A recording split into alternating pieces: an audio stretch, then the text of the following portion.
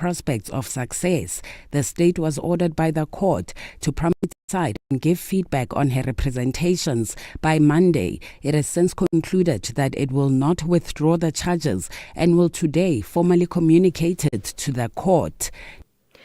Tiffany Meek, who's accused of killing her 11-year-old son, Jaden Lee, is expected to appear in the High Court sitting at Palmer Ridge east of Johannesburg today.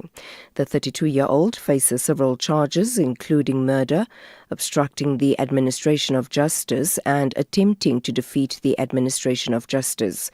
She is reportedly expected to plead guilty to the charges when the case resumes. Rifilwe Mekwa reports.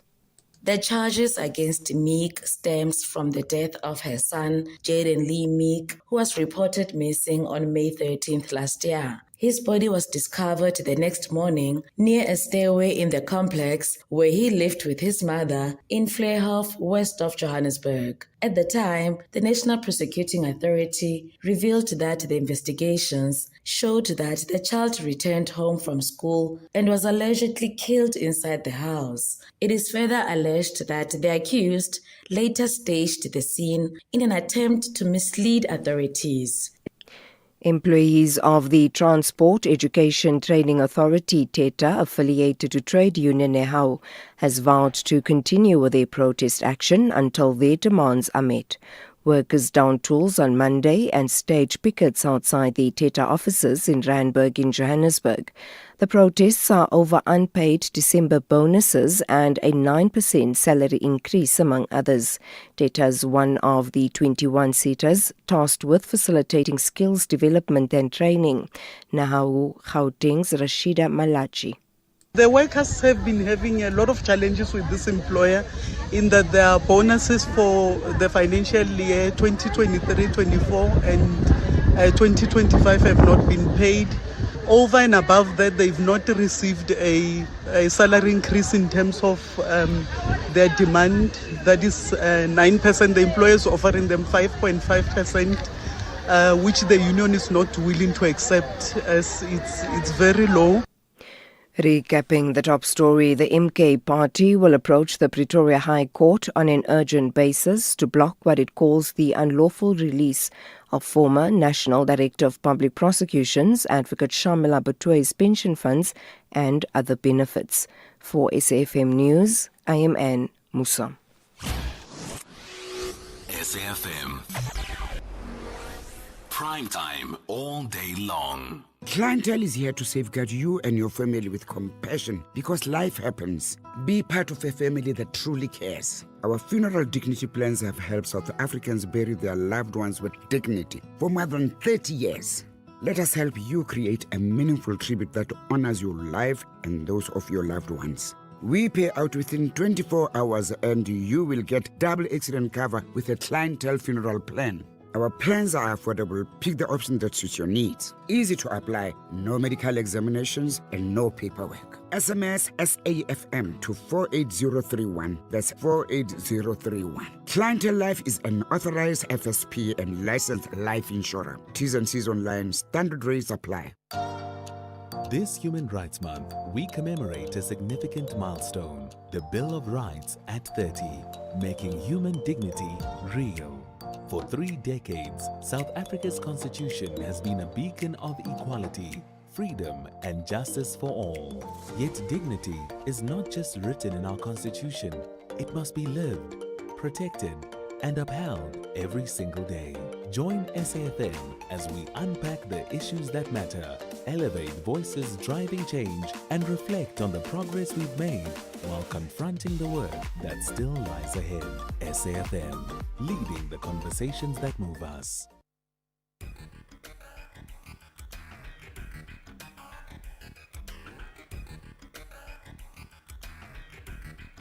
The Talking Point with Cathy Mohlahlana. Weekdays, 9 a.m. till midday.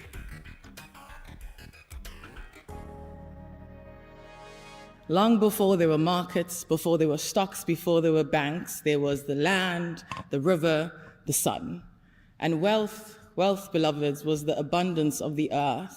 It was the song of the harvest. It was the hands that tilled the soil. It was the joy of enough. But then came the colonial lust for conquests, taking, the grabbing.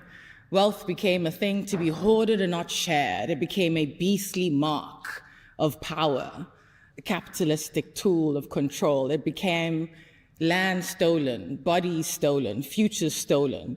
The plantations of the past are the corporations of the present. The auction blocks are now the stock exchanges. The trade routes are now the supply chains. The overseer is now the CEO. The language has changed, but the rhythm of extraction and dehumanization has remained the same. The currency of power still flows in one direction, upward, outward, and away from the many into the hands of the few. Intergenerational wealth, they call it, but what is it really? It is the remnants of old contracts signed in blood. It is the unbearable weight of past deeds pressing into the present. You are experiencing the karma of riches built on suffering, and it would be unrighteous of us to not allow you to experience the full cycle of your ancestral karma.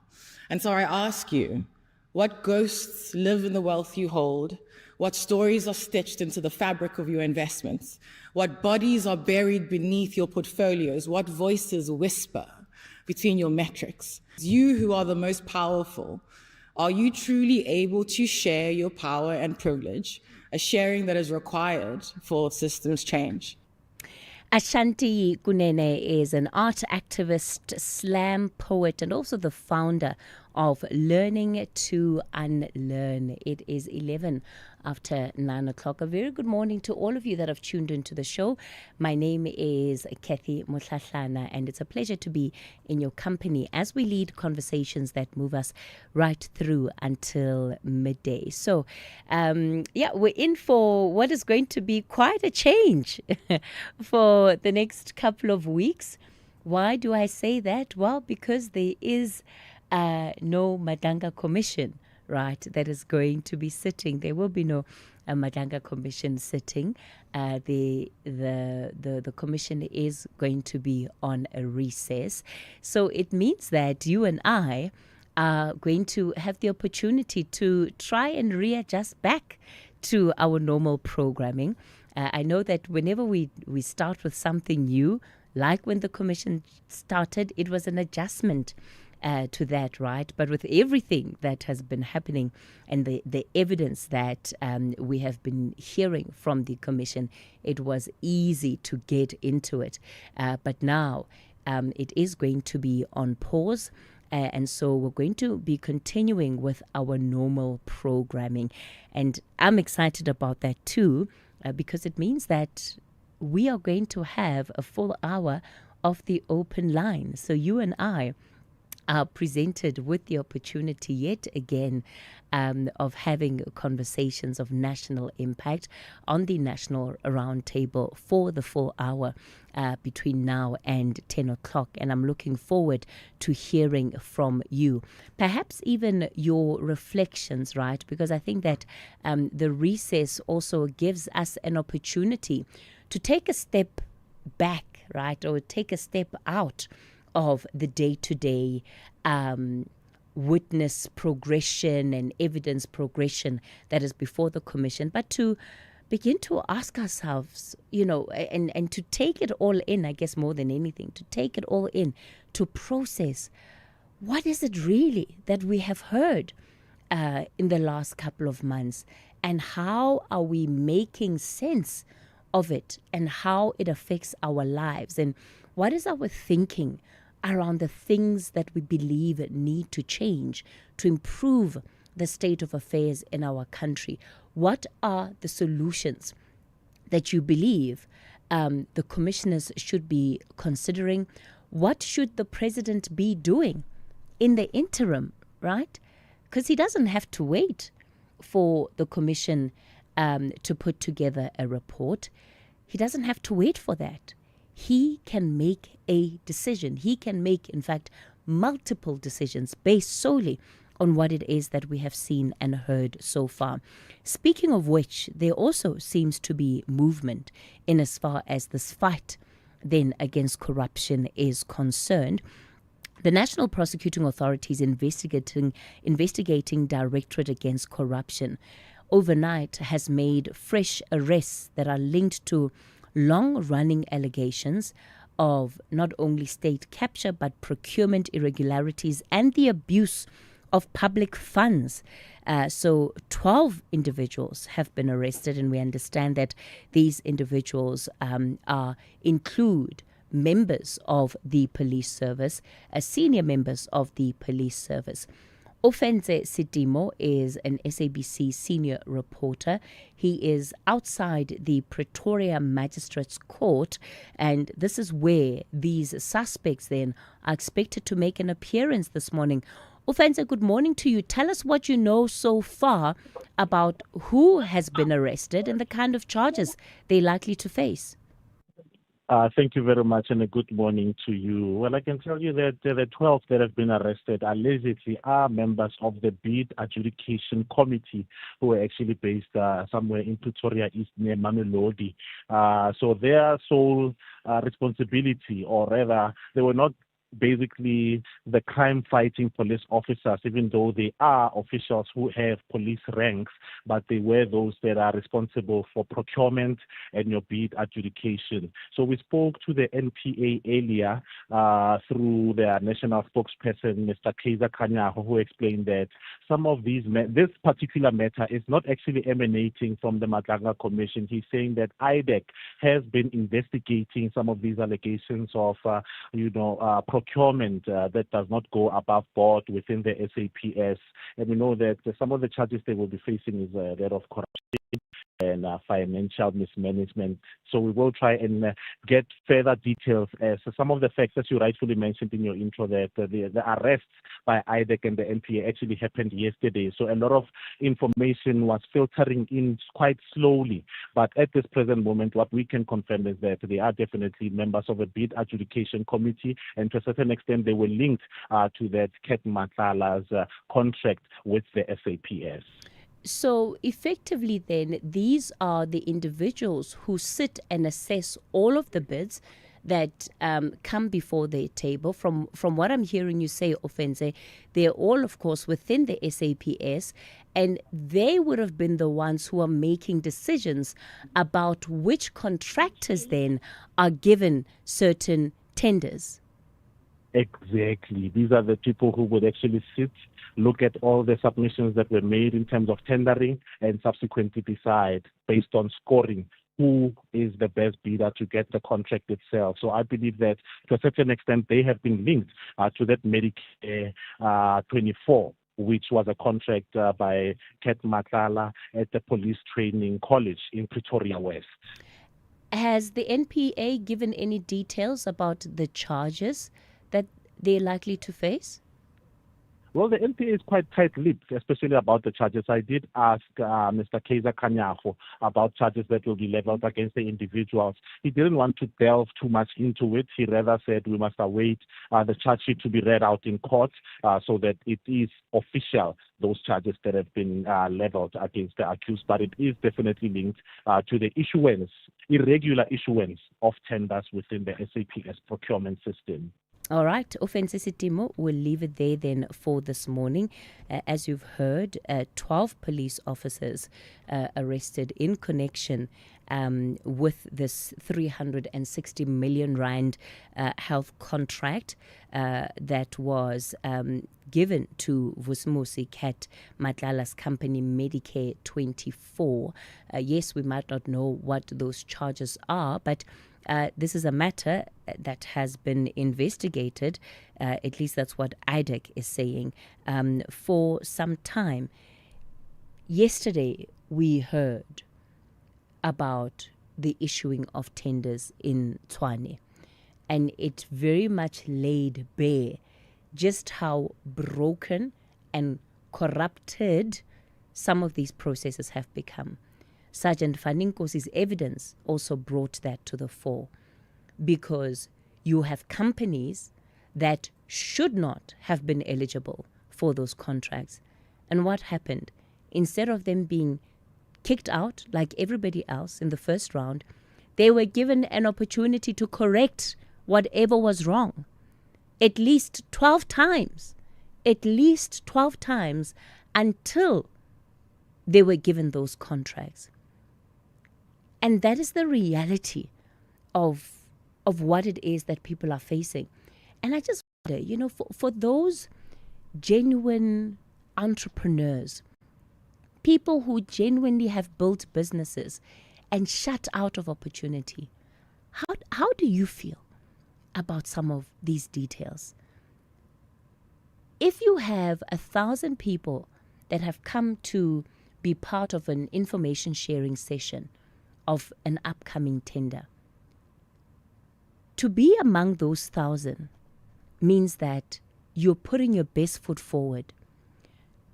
To then later discover that yes, you did all the work in preparing, but actually your preparation didn't matter because those behind the scenes already knew who they wanted to appoint. They already knew who the work was going to go to. It's absolutely shameful. And I think it's such a slap in the face for genuine business people and entrepreneurs who spend a lot of time, money, and effort in trying to do all of this work. So I also want to hear from you around these processes because I know you're affected. I know you know what's happening. But can we talk about it? Can we have an honest conversation about it? I'll take your calls on 086 000 2032. That's 086 000 2032. On the WhatsApp voice note line, 0614 104 107. I also want to know, are you encouraged by these arrests at all? Do they signal something significant to you in as far as the processes that will emanate, the processes within the criminal justice system that we need to see? Does it tell you that perhaps indeed things will change, that perhaps indeed there will be some kind of turning point from this moment to help restore public trust in the entire justice system? That these arrests will not just be arrests for show, but that they can end up in conviction, end up in people actually spending time behind bars. Does this encourage your view and perception at all? We'll have a conversation on that shortly. #SAFM Talking Point. Saturday afternoons in Mzansi, where loyalty is tested every single week. Manchester United fans still believing. Liverpool fans reminding you about history. Chelsea fans saying trust the process. City fans pretending this is all normal. Arsenal fans still shouting out, we are winning it this year. Every year, mate. But that's love. Through the wins, the heartbreak, the long rebuilds. The English Premier League, where we suffer together, celebrate together, and never stop believing. EPL, Saturdays at 4:30 p.m. on S3. Open up. S3. When you train for results, you don't quit halfway. Earn up to 7.35% interest with a Nedbank Just Invest account. Access your money within 24 hours. Keep your money agile. Get money fit with Nedbank. See money differently. Nedbank. For more information, visit nedbank.co.za. We're licensed FSP and registered credit provider. T's and C's apply. Exciting news, South Africa. SABC TV Licenses has partnered with Capitec to make paying your TV license simple, affordable, and accessible. If you're a Capitec client, sign into the app and click on Transact. Next, select Pay Bills, then click Pay At and enter your reference number to complete your payment. It's as easy as that. You'll receive instant SMS confirmation. Now you can keep your stories alive and your screens shining bright. TV licenses, pay yours, make a difference. Cathy Mohlahlana on SAFM. Call us on 086 000 2032. But let's get straight into it. This is your national roundtable, and you're all invited to be part of the conversation. The studio line 086 000 2032, and on the WhatsApp voice note line 0614 104 107. Let me start in Bramley. Moses, good morning. Morning, Cathy. How are you? Yes, sir. I'm well. Go for it. Yeah, man, Cathy. You know, all these things that were revealed at Madlanga Commission of Inquiry, the generals who are involved into this corruption and stuff like that, we can only squarely place the blame at the door of the ANC. They are not worthy of being called the African National Congress. They are now called the African National Criminality or criminals because of their involvement of top official ministers into all the things that we've been witnessing at Madlanga Commission of Inquiry. We are no longer a country. Moses, yeah. Can I push back on that a bit? Yeah.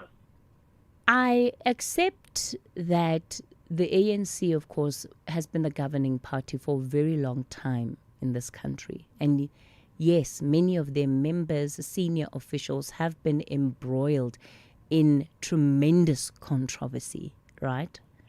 Yeah.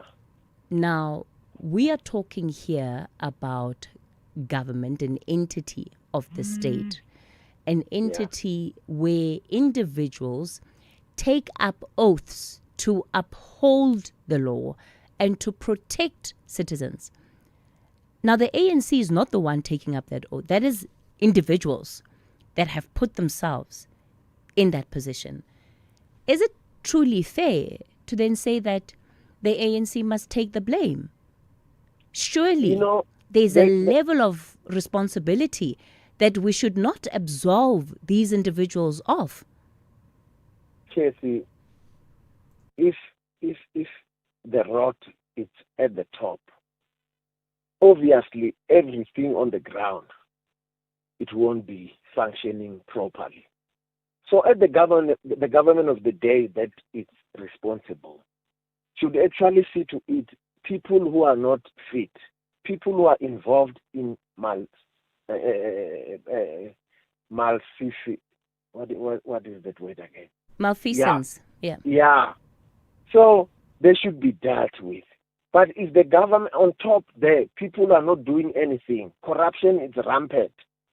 Obviously, we should actually, if we were having a president who is decisive, all the government officials there who said corruption is not in our name.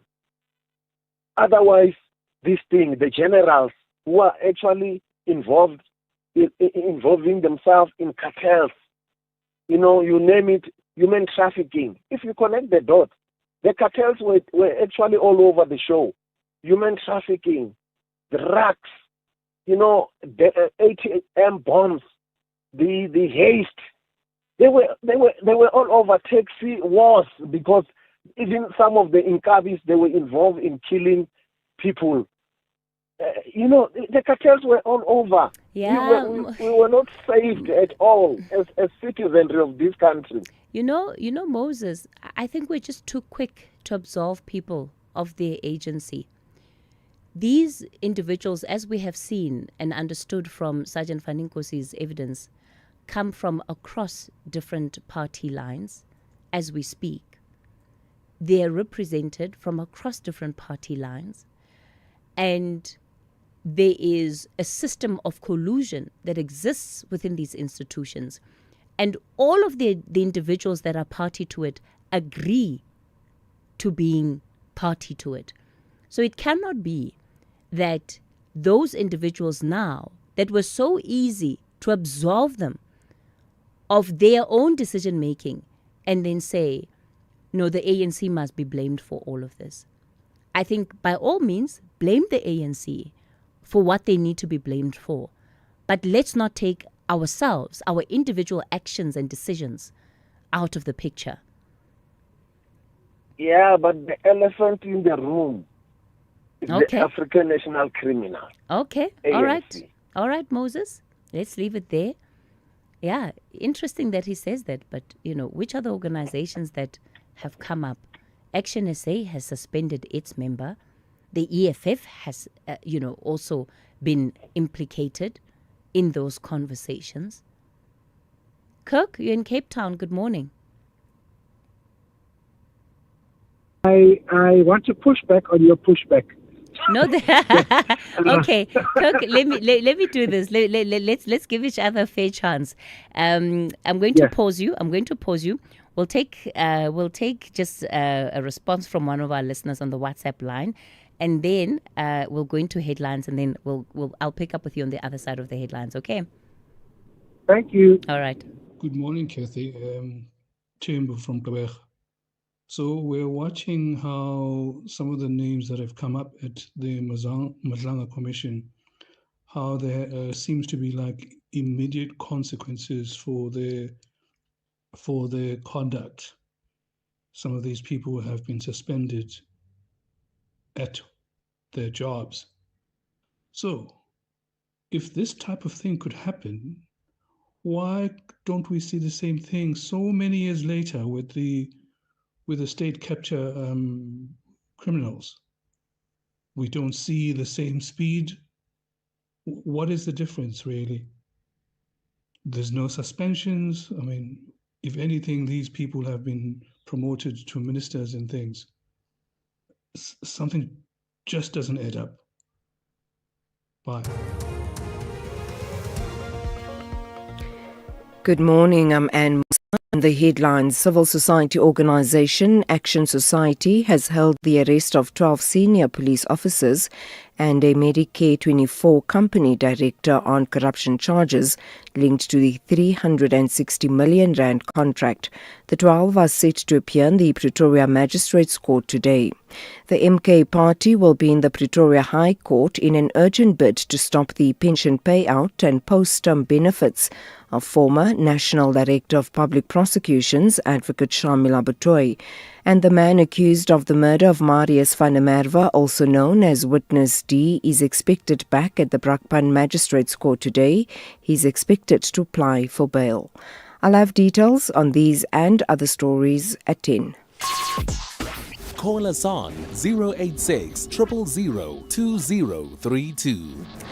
You're listening to the National Roundtable. It's your open line. I'm taking your calls for our studio line 086 000 2032, on the WhatsApp voice note line 0614 104 107. Kirk in Cape Town, I'm all ears. Push back. Good morning again, Cathy. Yes, the pushback is that the pervading sentiment within all government services seem to be that you are able to do anything and get away with it. And that message is not from the departments, it is not from individuals, it is from the ANC.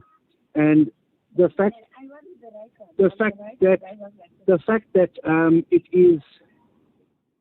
the ANC, the individuals are responsible. That is without doubt that the individuals are responsible. But who are they held accountable by? Until now, until Mkunazi, there has been no responsibility taken by any or very few within government departments, and even less within SAPS. So that is my pushback to you. But is that an ANC problem, Kirk? It absolutely is a governing problem. Yes. It's a governance problem. Exactly. And the governance, unfortunately, lies with the ANC. Because if you are sending the message that no form of corruption will be entertained, no cronyism will be entertained, then you can put a stop to a lot of the shenanigans that happen within government departments. And SAPS is, as we've heard, is riddled with issues. And who appoints the police minister? The ANC. Who appoints the director general? The minister. Who appoints the deputy minister? the ANC. And if those appointments are fraught, then how do you start to root out the problems within departments? And so, we've heard Becky Pele is compromised. We've heard Mkhulu was compromised. Are those ANC people? Of course they're ANC people. But we continue to appoint the wrong people. So you know, Kirk, I appreciate what you're saying and the importance of course, of messaging and tone, right? That comes right from the top. I think you're absolutely right in what you're saying. Part of the reason why I said what I said to Moses is that we continuously put ourselves in a position of being victims as South Africans. And in doing that, what we also are allowing is an environment that enables the continuation of the cycle of the things that we don't want, and we see ourselves as being powerless in the face of those things. And as long as we don't change our positioning on these matters, we're going to keep repeating the same cycles.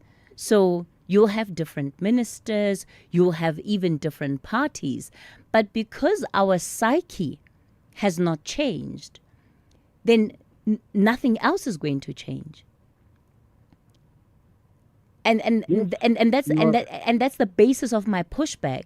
Because if you had enough individuals in these departments who are willing to stand together against corruption in the same way that they stand together for corruption, we could well not have been here today. Well, then, Cathy, there needs to be a two-pronged approach. You need to appoint the right ministers, whichever party is involved, whether it's GNU or the ANC. And in addition to that, the departments need to hold individuals responsible, and the individuals have to step up to the plate. But only expecting the minions to police, or excuse the pun, police themselves has failed. So we have to find another approach. Okay. All right, Kirk, we'll leave it there for this morning. I'll, of course, take more of your calls on it. I see quite a number of you wanting to speak on the same issue as well. Before I take more of your calls, let me quickly bring on the line. All right. We're going to be speaking shortly to Atlanta Mate on these arrests, and I'll put her on air as soon as she is available. Parks, you're in Cape Town. You also want to talk about the police arrests. Morning. Yes, sir. Cathy, one of the issues with the situation we find ourselves in, we have to start at a local level. When I say local level, which is starting with us as ordinary citizens, the police have their various ranks and various hierarchies. You get your constables, your generals, your brigadiers, and so forth. Now, various communities, we as the ordinary citizens should be able to actually identify and actually say a certain constable is a part of the problem in basic things when it comes to law and order management.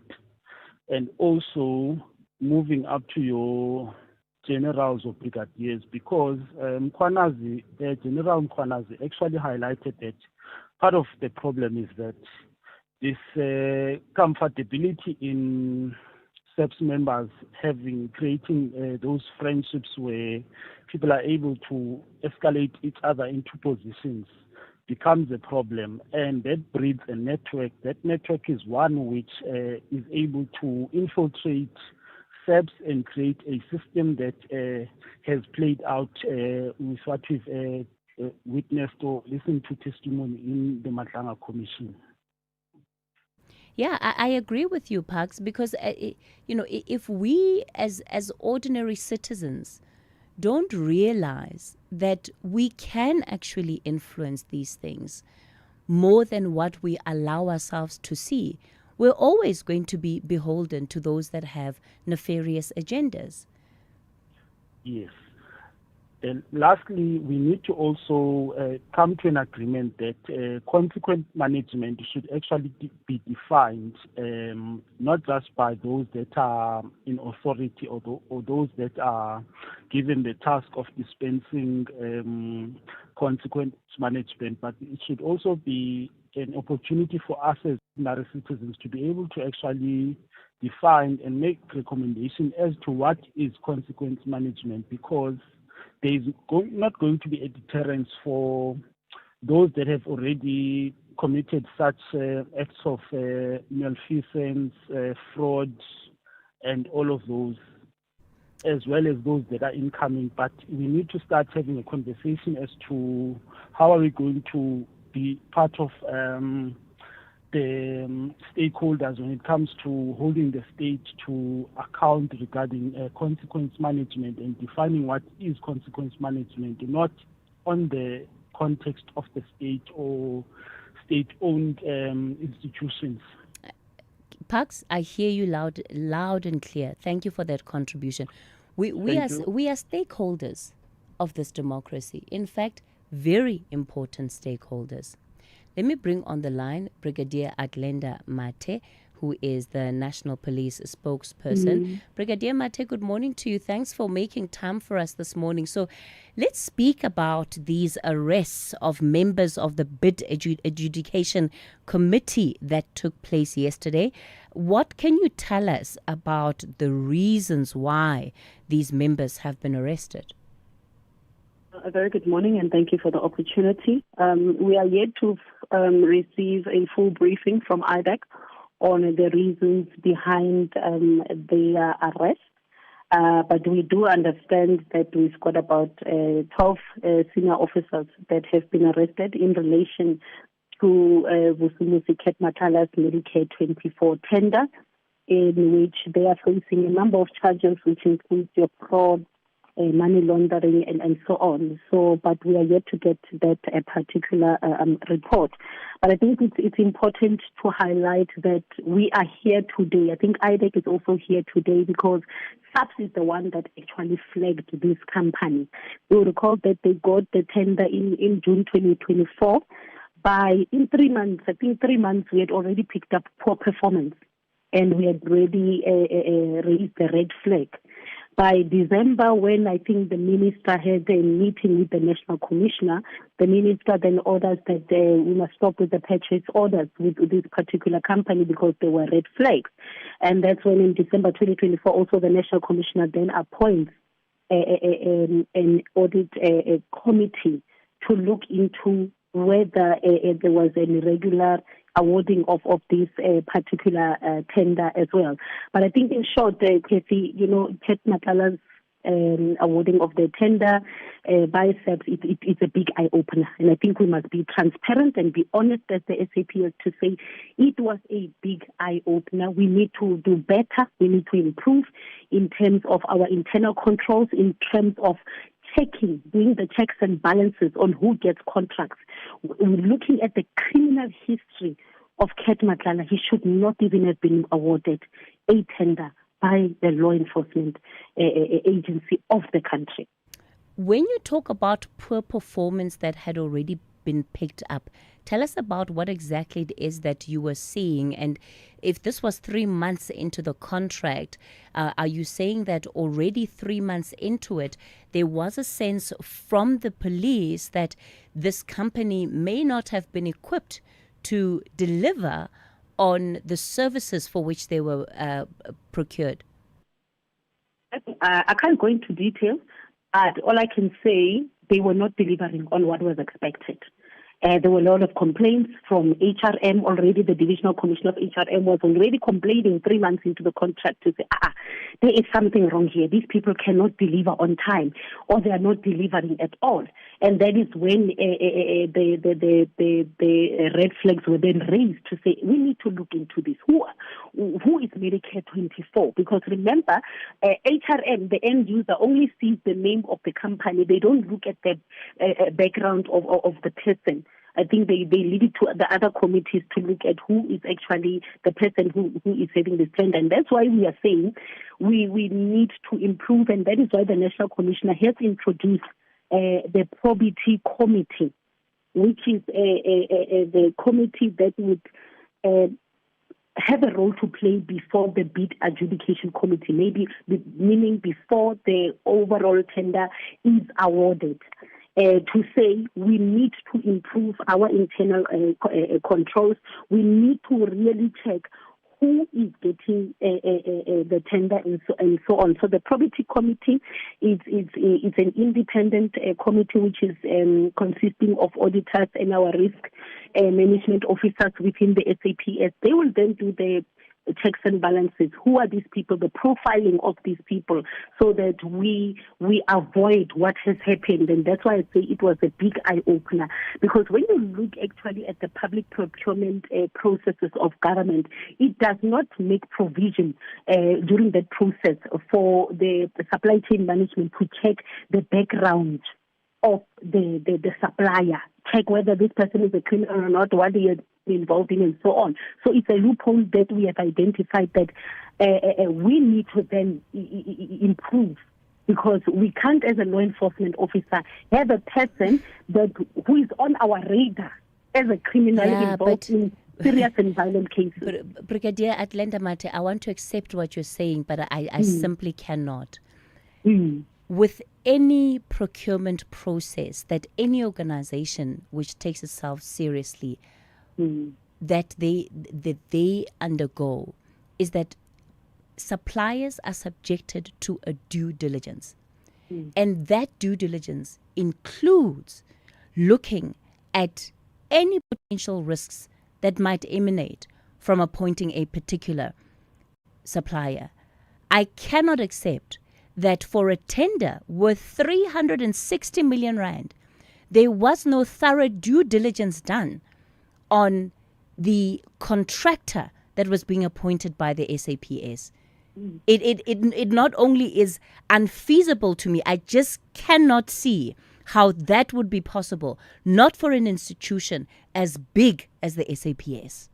I agree with you 100% on that one. It's actually the same issue that I was raising earlier with my meeting with the commissioner, to say, I think somehow actually we dropped the ball and we must concede.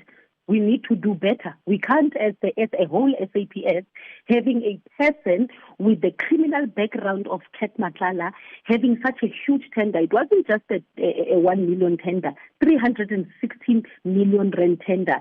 And that is why this committee is then being introduced, to say, let them do the checks and balances, because indeed the ball was dropped and that will not concede. Whether government makes provision for the procurement process, does not make provision for the SCM to check the background and whatever, but us as the law enforcement agency of the country, having awarded such a big tender, we should have ensured due diligence. So that one, I'm not going to argue with you. You're 100%.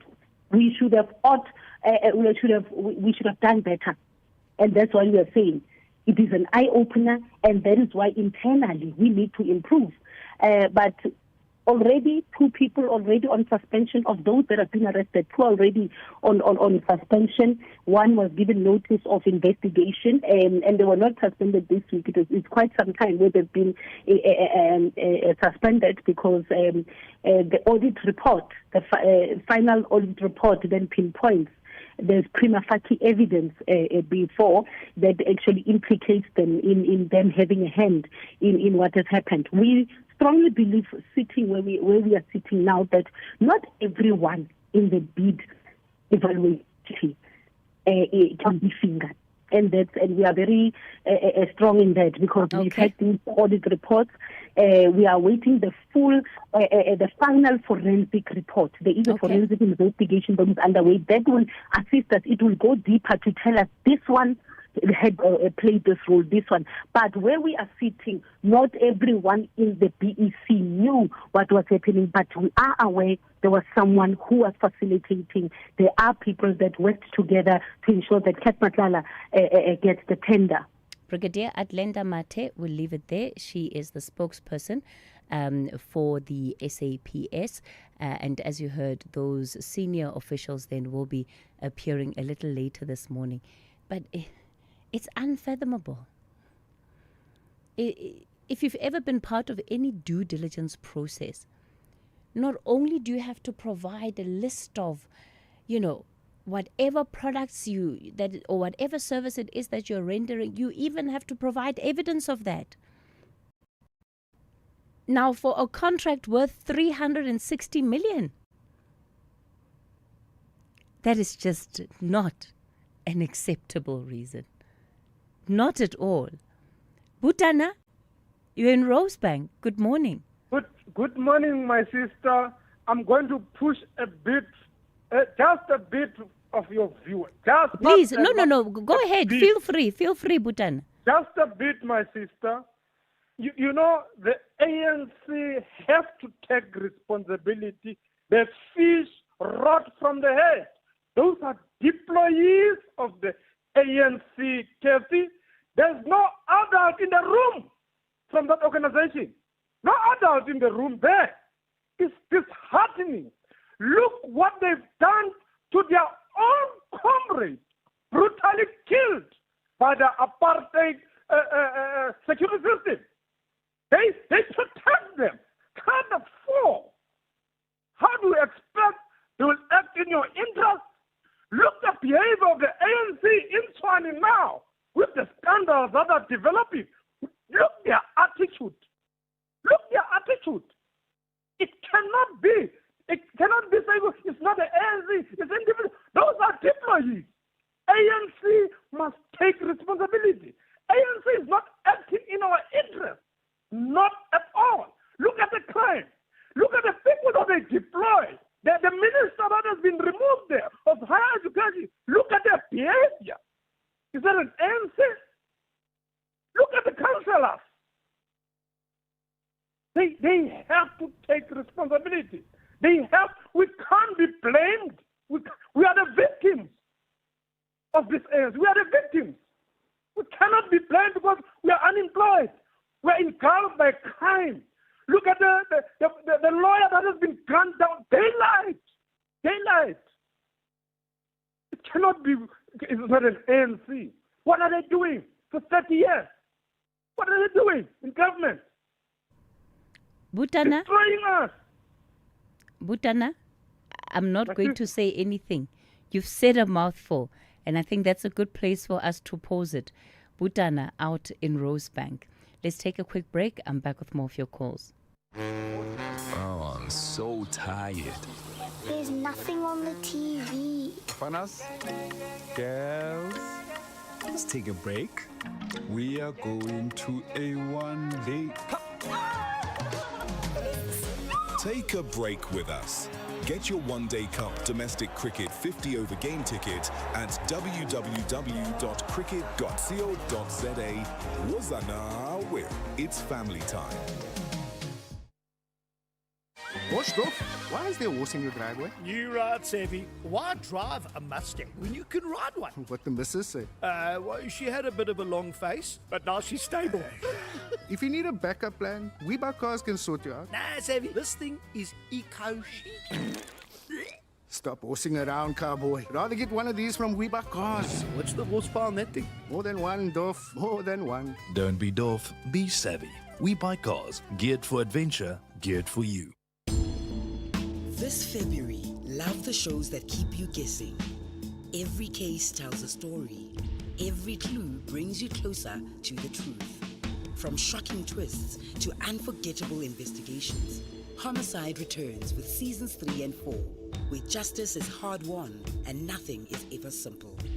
Because loving what you watch sometimes means leaning into the darkness. Homicide seasons 3 and 4, weekdays at 12 p.m. only on S3. Open up. S3. As you're getting to wherever you're going, all these trucks you're dodging, that's billions of rands in motion. Imagine that flow stopping because drivers must swap SIMs for better signal. That's an expensive pause that your business can't afford. Don't let bad tech choices get in the way. Switch to a reliable, stable network. because nothing should stop your business. Call 084 1234. Cell C. The Talking Point with Cathy Mohlahlana. Weekdays, 9 a.m. till midday. We continue the conversation on the talking point. Yeah, Butana, go have some rooibos. We need to all collectively help manage Butana's blood temperature, his blood pressure. Yeah, not temperature, his blood pressure. We need you to live for long, Butana. Nandi, Yenkabeha, good morning. Good morning. Hi, Sis Cathy. How are you? Well, Nandi, welcome to the show. What do you want to talk about? Hey, Sis Cathy. As sad as I am that the commission is taking a bit of a break, I am very, very happy our shows are going to be back. And I'm very excited for Municipal Watch because, Sis Cathy, I really want us to look into what's happening in Nelson Mandela Bay. We've been having electricity issues in the Bay since January this year, and it's getting progressively worse. The consistent issue is lack of maintenance, my sister. So pylons are rusting, and instead of having taken a preventative position, our government here, our local government, they just fix as they break. So now in my area, for example, we have not had power at all since last week, Friday, at all. They claim there's a load rotation schedule, but it's just a farce. It's just a farce. And this problem has been increasing over some time, Nandi. Yes, exactly. It was first picked up 2024, that certain pylons are rusting and temporary solutions were put in place. But everyone knows Gqeberha is a windy city. So with the gale force winds, every other week there's another pylon that goes down. They told us now that it will take 21 days, Casey. The audacity to be that comfortable. And after that, there's no communication. We just get these load rotation schedules, which are inaccurate because there is no power. And the difficulty is that the problem lies with the very infrastructure that is needed, right, to transmit this power. Nandi, thanks for raising this issue with us. The producers are taking notes. And yes, Municipal Watch is back. So we will absolutely be taking this issue up. But in the meantime, though, I think we can follow up with the Nelson Mandela Bay Metro to find out what exactly is happening with the electricity situation. So let me put you back through to Lebo so that you can give him a bit more details. Let's see if we can't get a response at least by tomorrow, but we'll certainly need to look deeper into that issue. Takatayo. Thanks, my sister. Thank you so much, Nandi. Takatayo, good morning. Good morning, Cathy. How are you doing? Well, go for it. Thank you very much, Cathy. You see, what is shocking to me now is the world is just holding arms as if nothing is happening. It is affecting the world. I'm talking about the war between Israel, U.S., and Iran. Cathy, the whole world is affected by that war of choice that was started by Mr. Donald Trump and Benjamin Netanyahu. My big question, their focus is Iran might have a nuclear weapon that maybe can destroy America. To them is a threat. Now it's affecting the world now. We are just running short of petrol, we are running short of gas and all those things. But the world is folding arms. I mean, what is the use of United Nations when we are just caught a ransom like this? Look, Takatayo, I guess it's evidence, right, of the fact that the power of these institutions only goes as far as the members who are not only part of them, but who subject themselves to their rules and to their ordinances. And what is clear is that an individual like Donald Trump, he has no room whatsoever for multilateralism, in particularly these institutions that have upheld the global peace and order, as it were. Part of the question might be, what happens now? What do you do when you have a leader like Trump? Cathy, really, I don't know, because really we are wealth and we used to raise concerns. I remember when it was George Bush, when they are attacking Iraq, if I'm not mistaken, President Thabo Mbeki was also sent to go and check if there are weapons of mass destruction, to find that there's nothing of that weapon. Now they are attacking Iran to affect the world, Cathy. Yeah. And we're folding arms, this is it. Okay. Really, to me, it's shocking. Thanks, Cathy. Dakatayo, let's leave it there. Look, it also comes down to states as individual actors, right?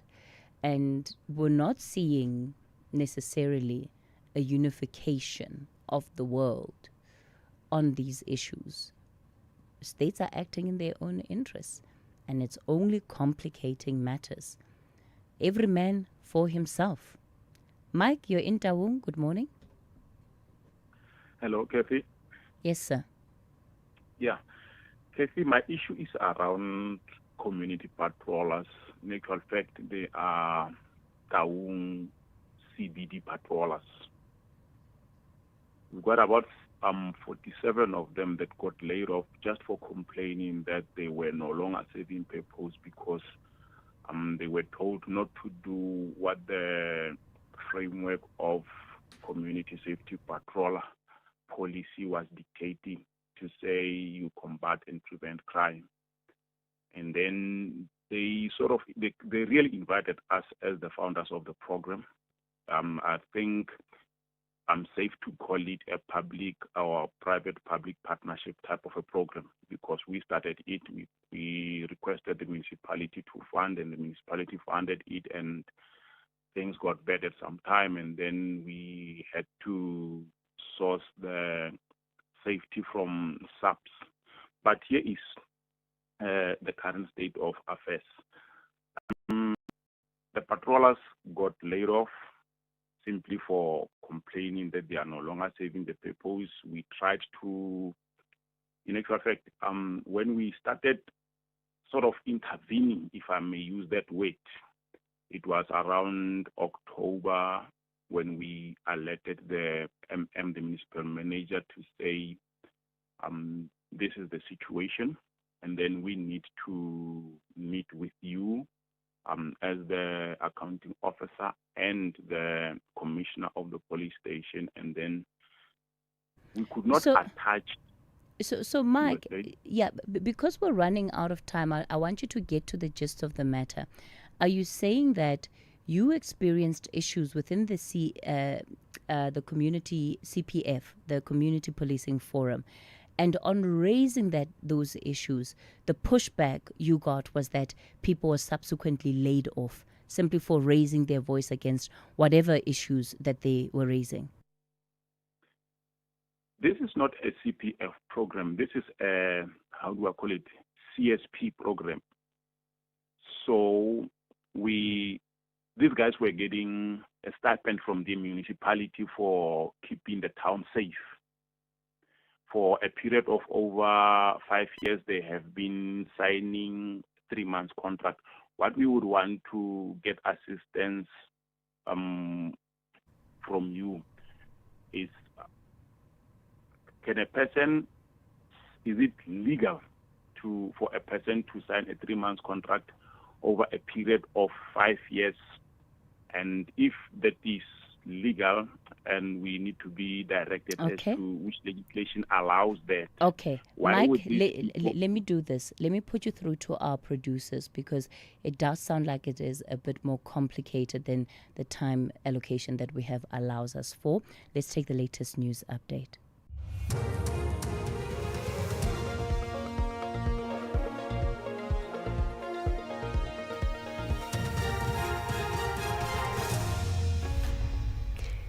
In our top story, civil society organisation reacts to arrest of senior police officers and staff at Australia's national broadcaster on strike.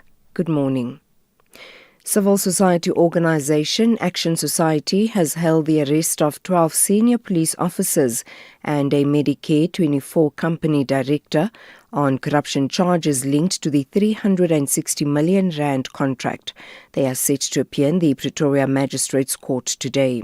The contract, meant to provide health services for SAPS staff, was cancelled in May last year amid allegations of tender irregularities with links to implicated individuals, including alleged cartel member Vuzimuzi Cathy Mohlahlana.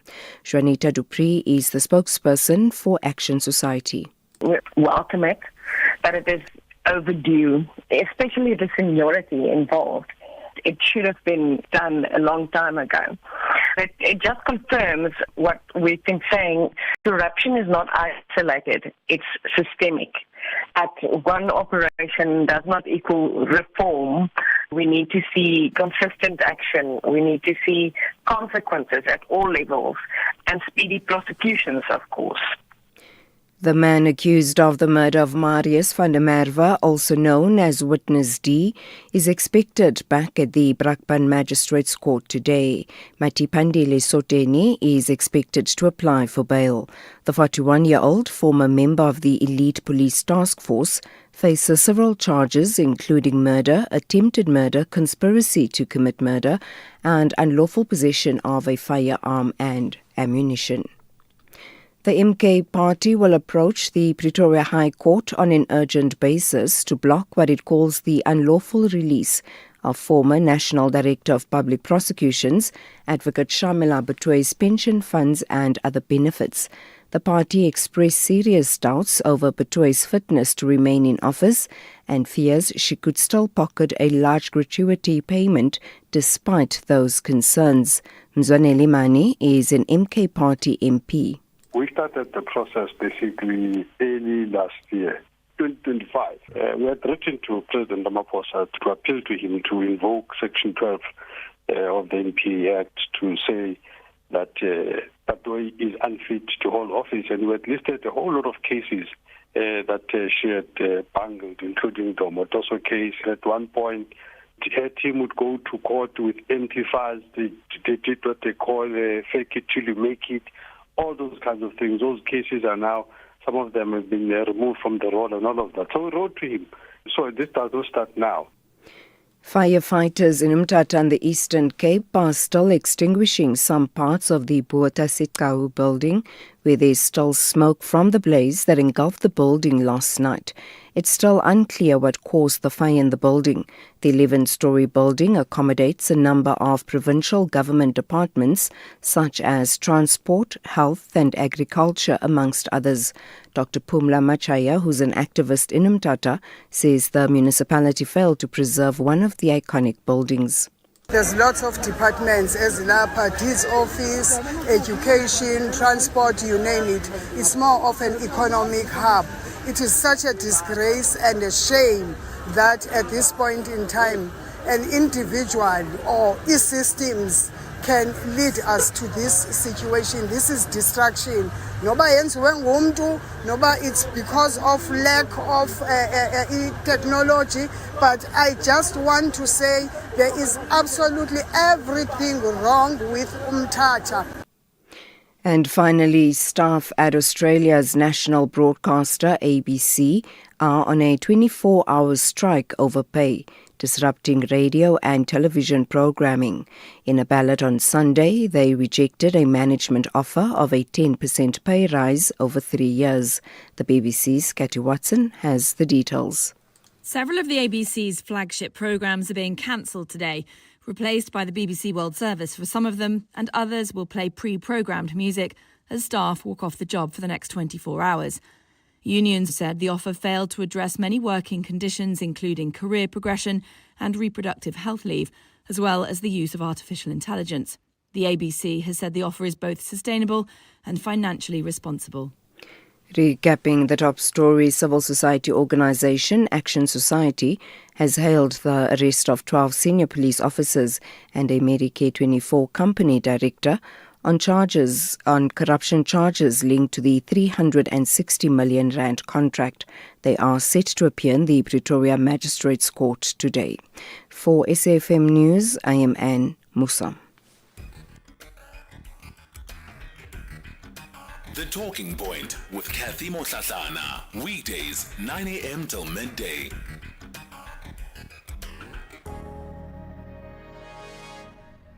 You're listening to The Talking Point. Welcome to the second hour of the show. It's 8 after 10 o'clock. My name is Cathy Mohlahlana as we continue to lead conversations right through to midday. I just remembered I didn't even give a rundown of what you can expect coming on the show. As I went straight into it. Apologies for that.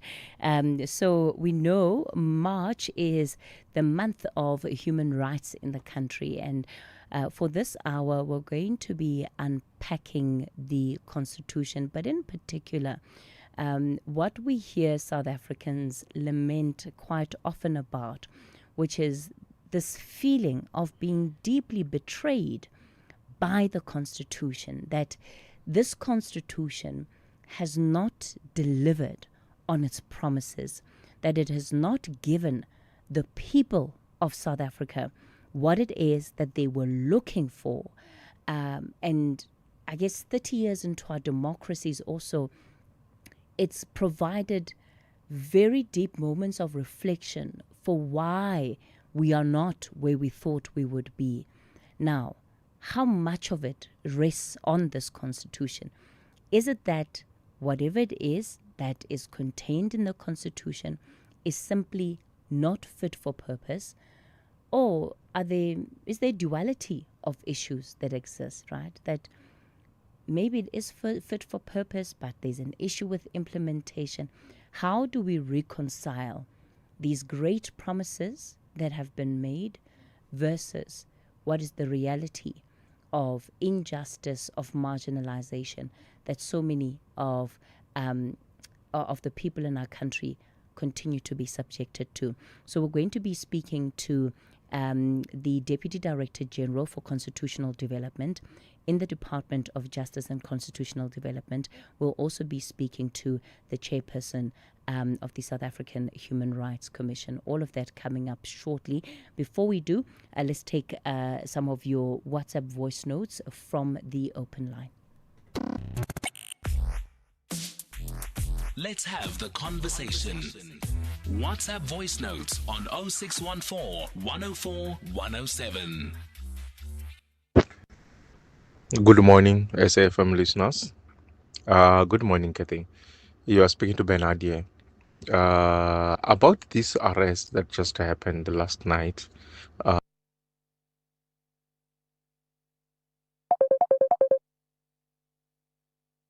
Or something like that. I'm not really encouraged at all. I want to see action. I want to see the sentencing, because honestly speaking, South Africa, we're not going in the right direction.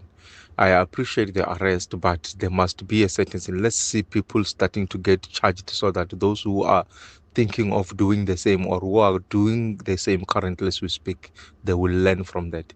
You're speaking to Bernard here from abroad. Thank you. Yeah, I 100% agree. The individuals need to take some of the weight. But the organization who appoints those individuals also needs to take the weight. So somewhere in that organization, someone was given the responsibility to make those appointments, and that person also failed. So it is the organization ultimately who has to carry the full weight of the decisions they made, along with the individuals who made personal decisions for themselves. Thank you, Cathy, for that pushback on Moses and everyone else that is pushing back. We seem to forget that corruption cannot happen on one side. There is a corrupt and a corruptee. And we seem to only be pointing the finger at one side. The ANC in itself is not the only corrupt individual. Parties have been named through this Madlanga commission, the ad hoc committee. They haven't been named. DA, ANC, everyone, PA, the P.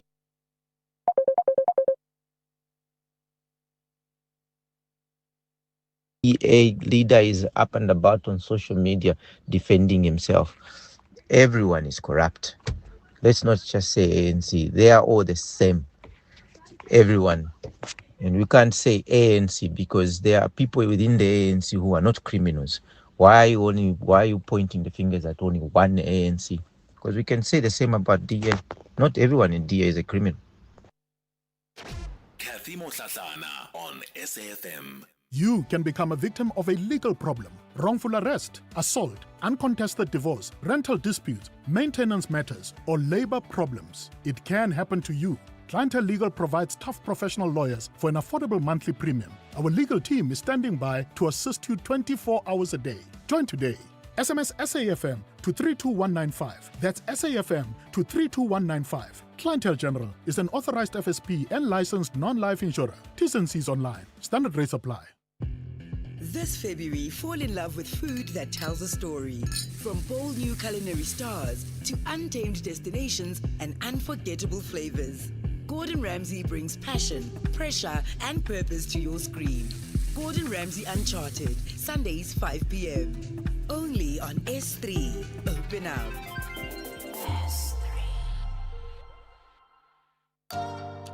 This Human Rights Month, we commemorate a significant milestone, the Bill of Rights at 30, making human dignity real. For 3 decades, South Africa's constitution has been a beacon of equality, freedom, and justice for all. Yet dignity is not just written in our constitution, it must be lived, protected, and upheld every single day. Join SAFM as we unpack the issues that matter, elevate voices driving change, and reflect on the progress we've made while confronting the work that still lies ahead. SAFM, leading the conversations that move us. The Talking Point with Cathy Mohlahlana. Weekdays, 9 a.m. till midday. Well, let's continue the conversation on the Talking Point, looking at our Constitution. What makes this particularly significant this year is that we are marking 30 years of the existence of this Constitution. It was on December 10 in 1996 that the former President Nelson Mandela signed it into law.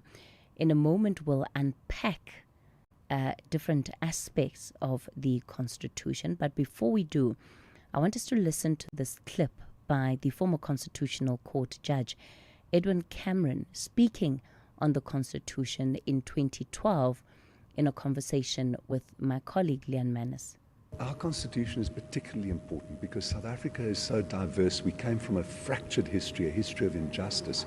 But the Constitution represents our deal with each other, with the values that we're going to work with, the values we're going to aspire to, and the mechanisms through which we're going to implement those values. So I think for South Africans, us as South Africans, so different, so diverse from this very harsh history, our Constitution is particularly important. I think that our Constitution fails people because we aren't implementing it enough. I don't exclude judicial officers, but I also include other people involved with the administration of justice, prosecutors, detectives. We're not serving our people well enough. But the actual Constitution's mechanisms and values, those I think are absolutely first rate, and we shouldn't tinker with them. A lot of people are still complaining. A lot of people saying that, we haven't come far enough, and that there are still people who don't have that basic human right to education, to, running water, to basic toilets, and we're still using bucket systems around the country. These are some of the basic human rights that we are entitled to. Again, let's get your perspective on that. Leanne, I think the point is that we haven't gone as far as we should have, but I don't think that we should overlook what we have achieved. We've achieved very considerable. We've got a constitution that's democratic, a constitution that's functioning, a constitution that aspires to the right values. We've come a long way. Our country is very different, but the fact is that we haven't achieved what the Constitution envisages. There's still people living without dignity. There's still people living in inequality. So in fact, we haven't achieved all that we should have achieved, and that should be our commitment for the next 10 and 20 years, to do better than we have done, because we can do better than we have done. If you look back on our past, how apartheid and other injustices, inequality trampled on people's basic human dignity. The right to dignity is the central right in our Constitution, and I think correctly so. If you think about it, those were comments and reflections that were made at least 14 years ago. So at least 14 years ago, there was an acknowledgement of the failures that people were experiencing and how those failures were being appropriated to the Constitution itself. Advocate Shireen Said is the Deputy Director General for Constitutional Development in the Department of Justice and Constitutional Development. Advocate Said, good morning to you. Thank you for your time this morning. Good morning, and thank you for having us as the Department of Justice on your show. Chris Nissen is the chairperson at the South African Human Rights Commission. Chris, good morning to you. Good morning to you and the listeners, and to all those particularly in the aged care homes that are listening to the show and to your voice as the SAFM. And thank you to everybody. All right. Shireen, let me start with you. If we are to think of those comments made by Justice Cameron all the way back in 2012, 14 years ago, the failures reflected on then are even more pronounced today. And many South Africans lay them at the door and the foot of the Constitution. I think which is why in recent years we've had more conversations about changing the Constitution, perhaps than ever before. I want to begin with just getting your reflections on this tension that South Africans seem to have with the Constitution and a feeling that this is not a document that has in fact helped them realize the future that they wanted, the future that was promised. Yes, thank you, Cathy. And may I say that this is a very timely conversation because, as you correctly pointed out, on the 10th of December, the Constitution was signed, and on the 4th of February 1997, it came into effect. Now, let me also take us a few steps back when we all at the time communicated to the Constitutional Assembly the values that we wanted, as you heard Justice Edwin Cameron saying, these are the values that brought us together as a nation. We were extremely divided. So it's very significant to this framework, which is a living document. It's not one that's set in stone, which was the social contract with and if you look at the preamble, it was to look at healing the divisions of the past, at the same time also freeing the potential of each person. So I think we all took those values to heart, and we must continue to do so. Now, in this 30-year period, we have also, as a government, reflected on what has been implemented and what hasn't. And I think it's very important as we build this democracy. Mind you, we're still a very young democracy, only 30 years old. We haven't reached that maturation and stability in appreciating and using the tools that the Constitution provides. So what it has done is given us a good legal architecture. And again, you heard Justice Cameron saying, well, there's systems and processes and mechanisms.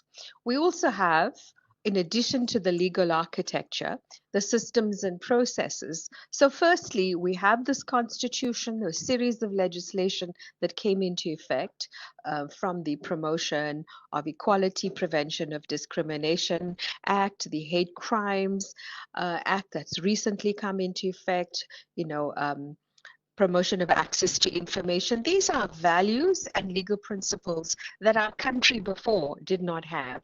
Just a quick side note, when I was a young student in the 80s, we were governed by an act of parliament that is easily changed. We didn't have a sovereign constitution. So to those of us who grew up in that environment, we know exactly how significant it is to have a document that is sovereign.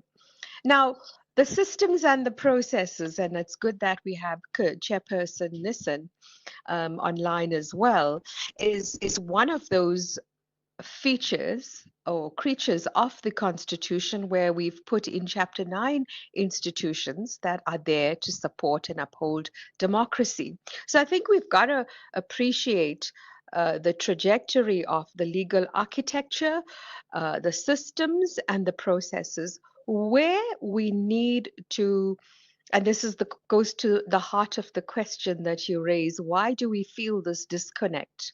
Number one, because we haven't fully understood and appreciated participatory democracy and the tools that we have in the Constitution. Remember, we're a country where we have these in our various traditional and indigenous systems of participating in whatever governance process, but in the way that it is in the Constitution, we haven't quite appreciated and utilized all of the tools that there are.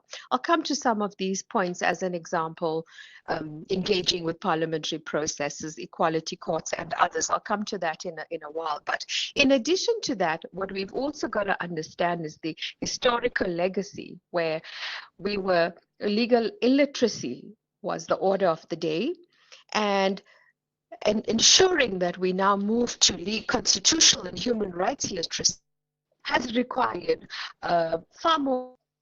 We've actually put in place. When we move from a new constitution, Advocate said, yes. I'm going to ask that we try and get you up on a different line. This connection is not holding up at all, and I don't want to interfere with the listening experience that our listeners are having, because there's a lot of things that you're saying which are very important. I'm going to ask the producers to try and get you back up on a different line. Chris, let's see if we can continue in the interim and perhaps maybe your own reflections on this question that we have posed this morning. No, good morning, and thank you for hosting the commission. I agree with my colleague, DDG Said, but I also have a view that, when I look at history and I look at when Fidel Castro in the 60s took over Cuba, in less than 3 years, can you hear me? Yes, we can. In less than 3 years, the first thing they did was to deal with illiteracy. And they covered in 3 years about 70% of where community was, illiterate. And they brought 70% of literacy in 3 years. So my view is, if you see why we feel a disconnect, and Justice Cameron is correct, and I've got great respect for him, there must be a political will to try and change things. You've got the budget as a department with the local government, municipality, whatever. You've got a budget.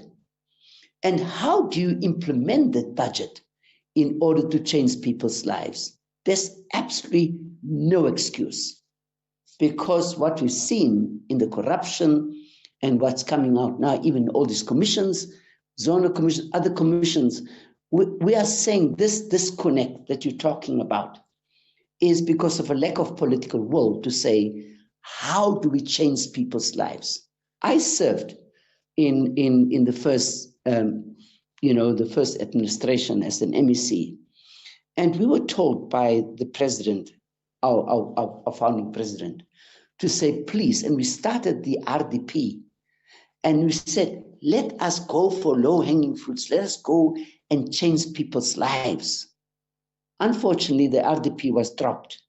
And so at that point, we no longer see the kind of things we're doing. Let me give you one example.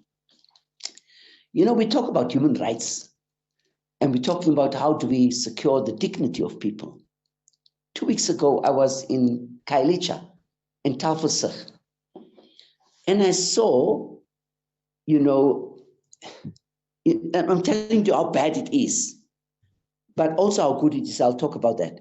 But, I saw in this side of that road, the sewage were running, and I engaged the people, and they told me that this sewage has been running for weeks and weeks, and I saw that.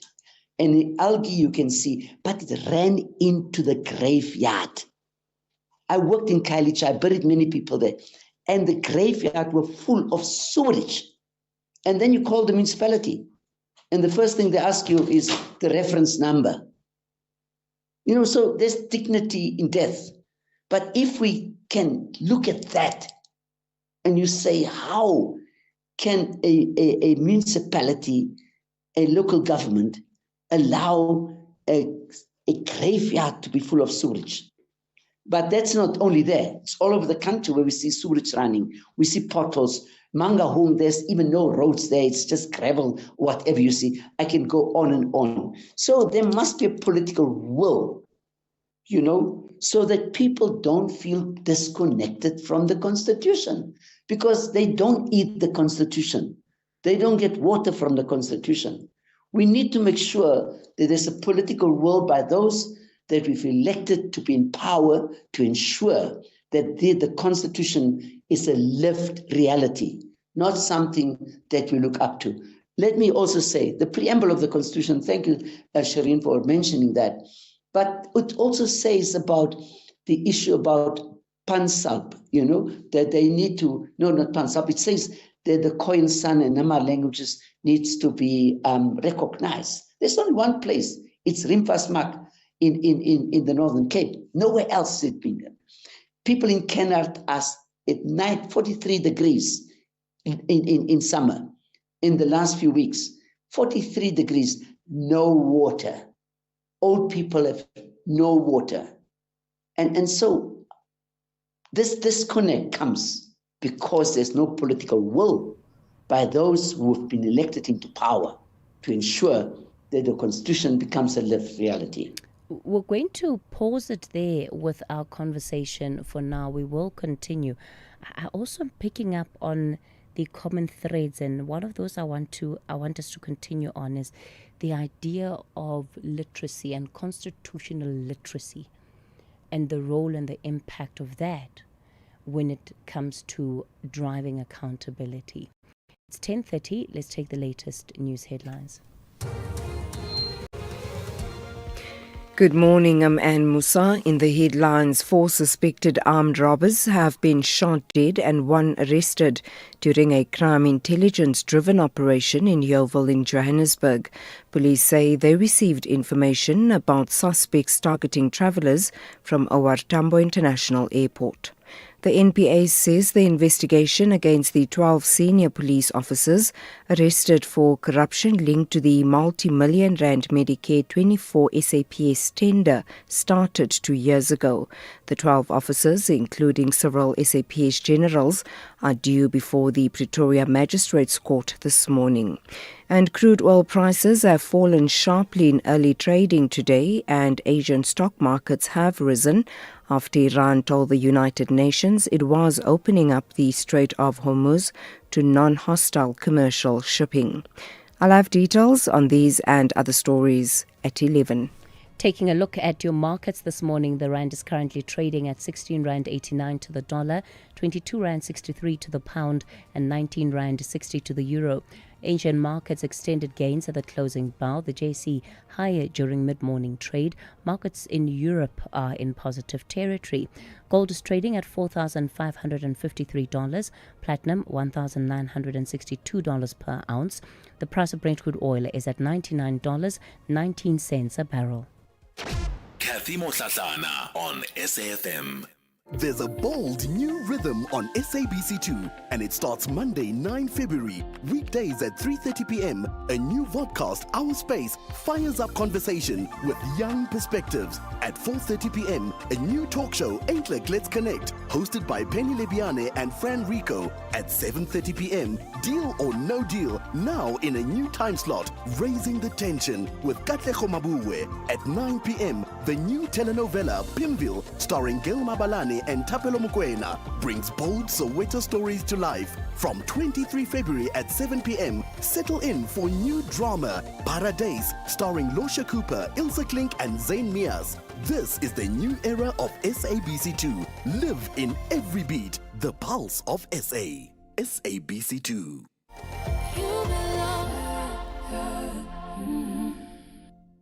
Investing shouldn't feel risky. It should give you security and good returns. Earn up to 7.25% interest per annum with an ABSA Cash Invest Tracker for an investment of 100,000 rands or more. Your capital is guaranteed with immediate access to your funds. That's minimum risk, maximum benefit. ABSA Private Banking customers can invest from just R1. Open via the ABSA Banking app, a branch, a private banker, or 0860 111 515. Your story matters. ABSA is an authorized financial services provider. T's and C's apply. With the ever-changing financial landscape, it can be difficult to make sense of all the moves at times. Join me, Jimmy Moyaha, on the SAFM Market Update with MoneyWeb, Mondays to Thursdays, 6 to 7 p.m, as we break down the key market trends, top financial stories, and smart investment insights all in one place. It's everything you need to stay financially informed and ahead of the curve. The Talking Point with Cathy Mohlahlana. Weekdays, 9 a.m. till midday. You're listening to The Talking Point. We're looking at our country's constitution and dealing with the sentiment around constitutional failure. And as Chris Nissen has described it, the disconnect that South Africans have with the Constitution. Joining us, Advocate Shireen Said, who is the Deputy Director General for Constitutional Development in the Department of Justice and Constitutional Development. Chris Nissen is the chairperson of the South African Human Rights Commission. Shireen, good morning to you again. I think we've got you back up on a better line now. I want to pick up on something that you said earlier, which was around participatory democracy, and that the sense you get is South Africans haven't yet fully grasped what it is that this participatory democracy entails and how to fully use the tools of participatory democracy. Chris Nissen spoke about constitutional illiteracy effectively. What are these things, Shireen, and help us to make sense of then why it is there is this disconnect between the people and this document? Yes, thank you. And sorry that we cut off. I got the gist of it, and as always, appreciate the passion of the Human Rights Commission. And I think this is where we have to take a step back again and look at how empowered are we to engage with the systems and the tools that we have, number one, to engage in a democracy in the way we've envisaged requires for us to be constitutionally and human rights literate, because we have a very strong Bill of Rights. And I heard a bit of what Commissioner Chairperson said about this month's theme, which is the Bill of Rights at 30, making human dignity real. And that reasoning, one of the reasons of why we feel so disconnected is because we feel very disempowered as to where to take our issues and how to raise them and how to engage. Now, I'm not saying that's the be-all and the end-all of it. The other points that was validly raised by the Commissioner. But let's just look at the entire series of how we have managed to engage with regards to literacy. First, just one quick fact. One of the projects of the Department of Justice is to raise constitutional literacy, awareness on human rights, constitutional issues. We have, as an example, to assist us in the department, supported over 107 community advice officers, because what we realized is the high rates of not just legal illiteracy, but constitutional literacy. Over the last 2 years, as one example, we've probably conducted over 3,000 sessions on human rights information, how to access justice services, but also constitutional services. That's the one key feature. Additionally, what we find in these types of processes is other tools that they are at our disposal.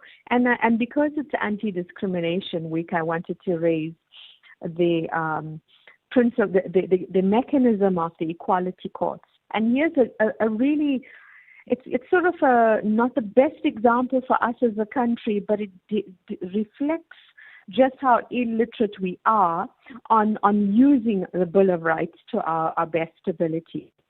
We are a country where racism was engineered against us. One of the major tools that we put in place stemming from the Constitution was the Equality Act, which I mentioned earlier. The Equality Act set up courts around the country. We have in every magistrate's court about 382 courts around the country. And mind you, this is a service that you can access free of charge. You don't need a lawyer to represent you. But it's one of the least used mechanisms or tools in the country. In fact, if you had more than 200 cases going to the court per year, it was quite phenomenal. And you'll see Gauteng, Western Cape, and KwaZulu-Natal, especially the Durban area, are the three main highest numbers in the equality scheme of cases that have come through. Now, you and I both know there's far more discrimination that takes place, whether it's racism or even issues of equality or discrimination are so multidimensional in our case. There are far more cases that take place. We see it happening every day. We bump into it ourselves. We also see the ones that are well documented and media hype taken about it, especially the ones that are extremely demeaning and violent. But it's quite shocking that we as a country don't use this tool as much, simply because of the illiteracy, the legal illiteracy. And the intimidation. We've had a legal system that was extremely mystical, and in simplifying the issues like the Equality Court and legal processes, the intention is to enable more people to know and protect their rights. What you also find in our country is very often we only react, or most of us react, when issues have reached the highest point, and we tend to not use the various stages prior in some instances, not in all. But that also gives you a sense of this is why we end up not feeling so disempowered, because we don't know some of the processes. Now, what I also want to raise in understanding literacy is that here's how you participate in our democracy. We've got legislative processes. However, it does not mean that we know how to engage when there are policy decisions being made. We tend to leave it to some of the bigger NGOs. Many of us don't know that we can actually go and sit in Parliament when a government department is presenting its report, and raise questions with your members of Parliament. Many don't know that when we are passing a bill through Parliament, that you can actually follow that bill. We did this very well when we were developing the Constitution, because all of us participated. It didn't matter what your level of skill was, whether you were a lawyer, whether you understood English, whether you understood any of the other languages. In fact, many young children and others depicted pictures of what they would like to see in a constitution. So we have that ability.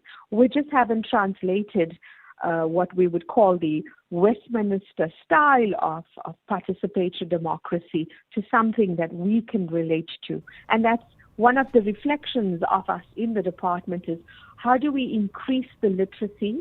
How do we also demystify some of these processes? How do we unpack the Constitution in a way that enables all of us to engage with it? And that requires you to be empowered, legally empowered. Yeah.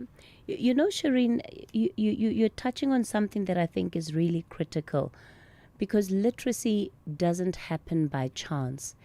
And just as you are, highlighting part of what you have learned around where the weaknesses in the system lie, and what it is that we as citizens are not able to, or have not been taking full advantage of, is that we simply don't know. But somebody has to be intentional about teaching us about some of these things. And I want you maybe to tell us about where is the intentionality on the part of the Department of Justice and Constitutional Development? What is it that has been done? Because as you're speaking, part of what is clear is that this is not something that the department can deal with on its own. This is something that we need in schools. This is something that we need in every part of our society. This is something that we need information that's readily available in public spaces for it to be where the people are. If the intention is to truly get South Africans to know, understand, and walk in the power that the Constitution has given them. Absolutely, Cathy. And this is part of the reason why for this year we are commemorating the 30 years with a series of dialogues. In fact, you will see the theme that we've adopted as government is One Constitution, One Nation, with the tagline Reflect, Renew, Recommit. And as part of our renewal and recommitment, each month we are commemorating different components of the Constitution. And if you just allow me, for this month, it's the Bill of Rights at 30, making human dignity real. Next month, we're looking at freedom and the law. The month thereafter is looking at dignity at work, advancing socio-economic rights. The Youth Month, Constitution for All Generations, looking at reconciliation, women and the Constitution, 30 years of gender equality as an example. So these themes are also coupled with a series of dialogues, and each of the dialogues are going to, obviously, the summaries and recommendations would be these consultative processes. But in addition to that, and you raised an important point of how do we support our young people in understanding the Constitution and engaging with it, and something which is our flagship, a project that's our flagship, is that of the moot courts. So annually, we have high school pupils from the public schools that will get a legal question, and they knock each other out at the provincial levels, and then the winners proceed to the national level, and then they present a case based on one of the articles of the Bill of Rights, and they then present their case before the Constitutional Court judges. Here at the Constitutional Court in Gauteng. And what this does is it really garners a lot of support. We develop the levels of confidence. We provide training as though the pupils are lawyers on how to present.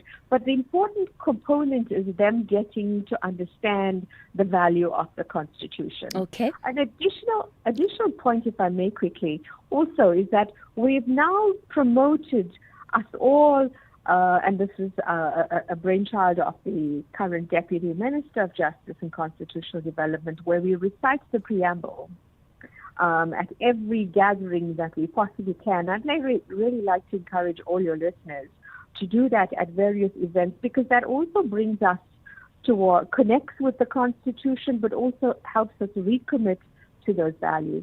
I do want to come back to the point of collective responsibility. Shireen, I'm going to pause you. Yeah, I'm going to pause you there so that I can also give Chris an opportunity to come in. And Chris, I want to ask this question too, because you also spoke about the political will, right? And the fact that we need political will when we are to, if we are to improve constitutional literacy. Now, institutions such as the Human Rights Commission also have a very significant and important role to play there. And I heard, the different projects that Shireen was touching on that the Department of Justice is undertaking.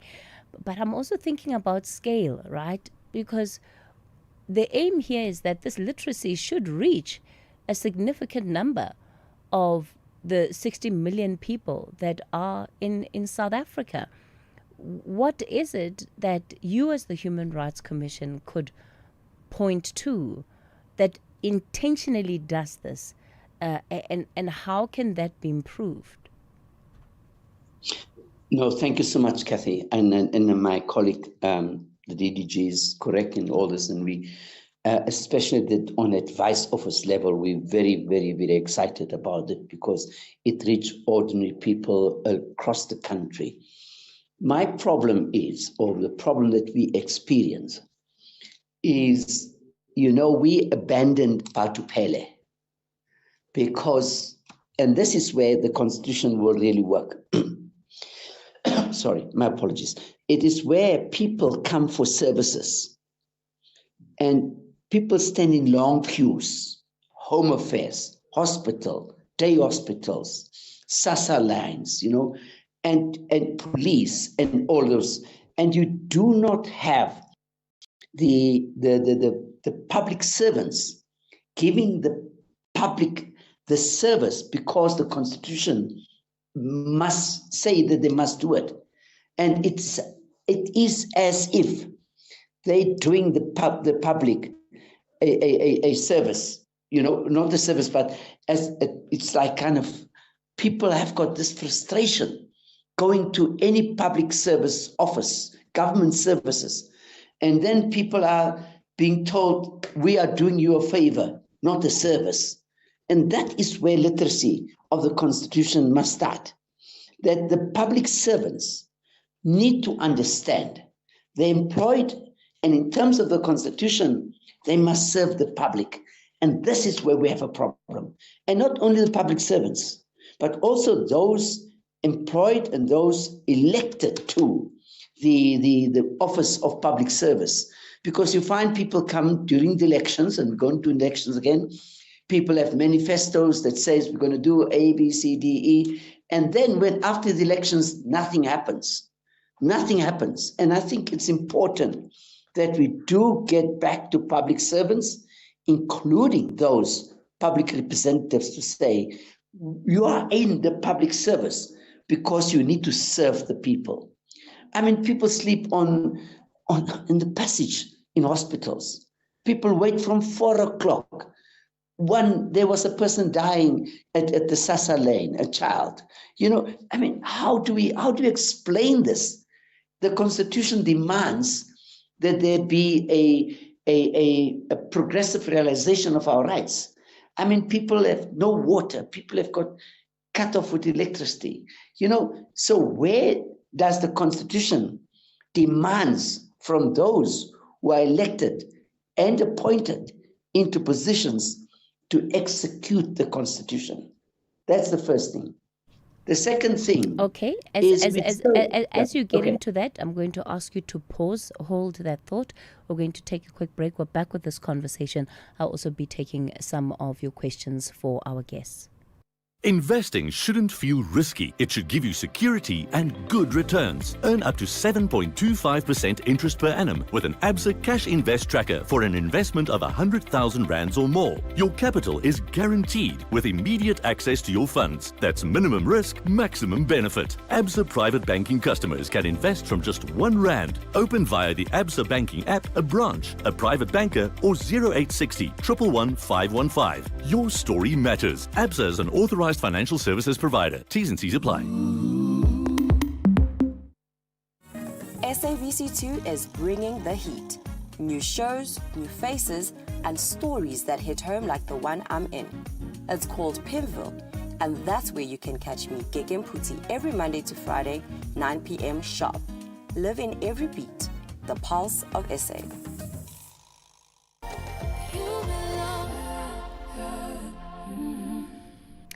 Entlek, Let's Connect is coming to you from the Montreux Jazz Festival in Franschhoek. The first time this iconic festival takes place on African soil. Join Penny Libiani and Fran Rico for exclusive interviews, behind-the-scenes access, and the festival experience. Watch Friday, the 27th of March at 4:30 p.m. on SABC2. Entlek, Let's Connect to be part of the moment. SABC2, you belong. Conversations that you connect with and react to. SAFM. Well, we continue with our conversation reflecting on the Constitution this morning. Chris Nissen, chairperson of the South African Human Rights Commission, on the line alongside Advocate Shireen Said, who is DDG in the Department of Justice and Constitutional Development. So, Chris, let me give you a chance to complete that thought before I bring in some of the questions from our listeners. No, thank you, Cathy, for that. No, what I'm saying is that, we talk about constitutional literacy, and the Department of Justice has, under the leadership of the minister, deputy minister, and I like what the deputy minister does all the time. Whenever he speaks, he starts by asking everybody to do the preamble and all cite it together. And what the DDG is doing, and we really appreciate that. But the problem that we face is that at the service delivery, and therefore I'm talking about public representatives having the political will to do and fulfill their oath of office to serve the people in terms of the Constitution. I also look then at the public servants to not think that they're doing the public a favor, but they need to serve the people.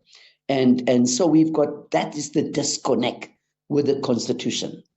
The disconnect with the Constitution is that those who are entrusted to fulfill the Constitution are not doing what they have to do. And that is where that's where we come in as the Commission, because then we get the complaints. We then have to talk to those institutions and remind them about their constitutional obligation. And they don't see it that way. But also outside the public service, there's also amongst us as ordinary citizens that the Constitution is very clear that we need to respect each other. We need to work together. And the issue of crime is one of the issues that where we fail the Constitution, because every successful prosecution of a criminal act depends on evidence. And evidence are given by witnesses and people in the street that saw something. They all say on public platforms, we saw it, but when the investigation comes, they keep quiet. They don't say anything. And then they see the person, the perpetrator, alleged perpetrator, walking the street, and then they say the police are useless. But it happens there at the point that we also, as ordinary citizens, must also honor the Constitution, living as a nation together and being connected together. So there are a number of issues that are there. And so it's also business. Okay. Business, sorry. Okay. Yeah, please go ahead, Cathy. I want to bring in some of our listeners very quickly before we get ready to conclude this conversation. Mr. Piri in Boksburg, good morning. Well, good morning, Cathy. Yes, sir. Yes, Catherine, my real name is Chogama City. I used Mr. Piri so that I can get through to you. Says Catherine, I once, you remember myself, I once called you to say, how can you help me? Radiology department is having a problem. My sister, there is conspiracy that emanated from the journalist. This topic you were talking about yesterday, the conspiracy to mute me from making a noise on the radio started from 7:02. Followed me to 8 a.m. So, Mr. Piri, let me understand. You're not calling to actually talk about the Constitution right now. My sister. No, answer the question. Are you calling in to talk about the conversation we're having or not? Yes. Can I ask a question? Yes. Yes. My sister, with regard to my problem, I spoke to this other spokesperson for Human Rights Commission. Yeah. He directed me to say, put your application again. I did forward it. Nothing is happening. My sister, this is my question to you and the listeners. Who is having this obligation, responsibility to meet me halfway in addressing radiology department globally? People are busy dying here. And okay. I even came. You remember, Catherine? Mr. Piri, I remember exactly who you are. I remember exactly who you are because you have done your own studies into radiology for years and years and years, and you're not taken seriously. I remember who you are, Mr. Perry. I'm going to have to offline this matter with you because it's not in line with the conversation that we are having right now. Denzel, you're in Kimberley. Good morning. Good morning, Cathy. Cathy, this institution is perfectly fine. You know what is the problem? From the beginning, we starting to talk about the Constitution maybe 10 years into the ruling party when they were governing this country. The problem, Cathy, is negligence, neglect. The problem is implementation, and the problem is governance. If these three issues were addressed by this ANC or the governing party, let me say the governing party, since 1994, because this was a small infant, small baby that needed to be guided and there to make sure that everything is put in place for this constitution to be successful. Now they didn't do what they're supposed to do. Now we are asking questions about our borders. Like this South Africa belongs to all living. If our borders were protected, if Home Affairs, if our ID documents and licenses were not for saying that Home Affairs, I promise you, Cathy, we would not have had the conversation right now.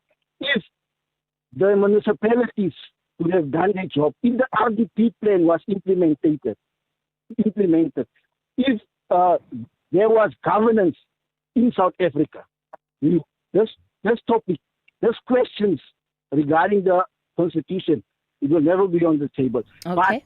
But the ruling party or the governing party, let me say the governing party, exploited the loopholes in this Constitution. Denzel, we're going to have to leave it there. Denzel out in Kimberley. Yeah, I don't know where that hour went. It flew by so quickly, and I must apologize for my mismanagement of the time, because we simply have not gotten to half of what I had hoped would be able to cover during the hour. And let me thank my guests for being part of this conversation, and apologies to you as our listener for not bringing in as many of your questions that you had sent to us, especially on the WhatsApp line. It's 11 o'clock, time for the latest news.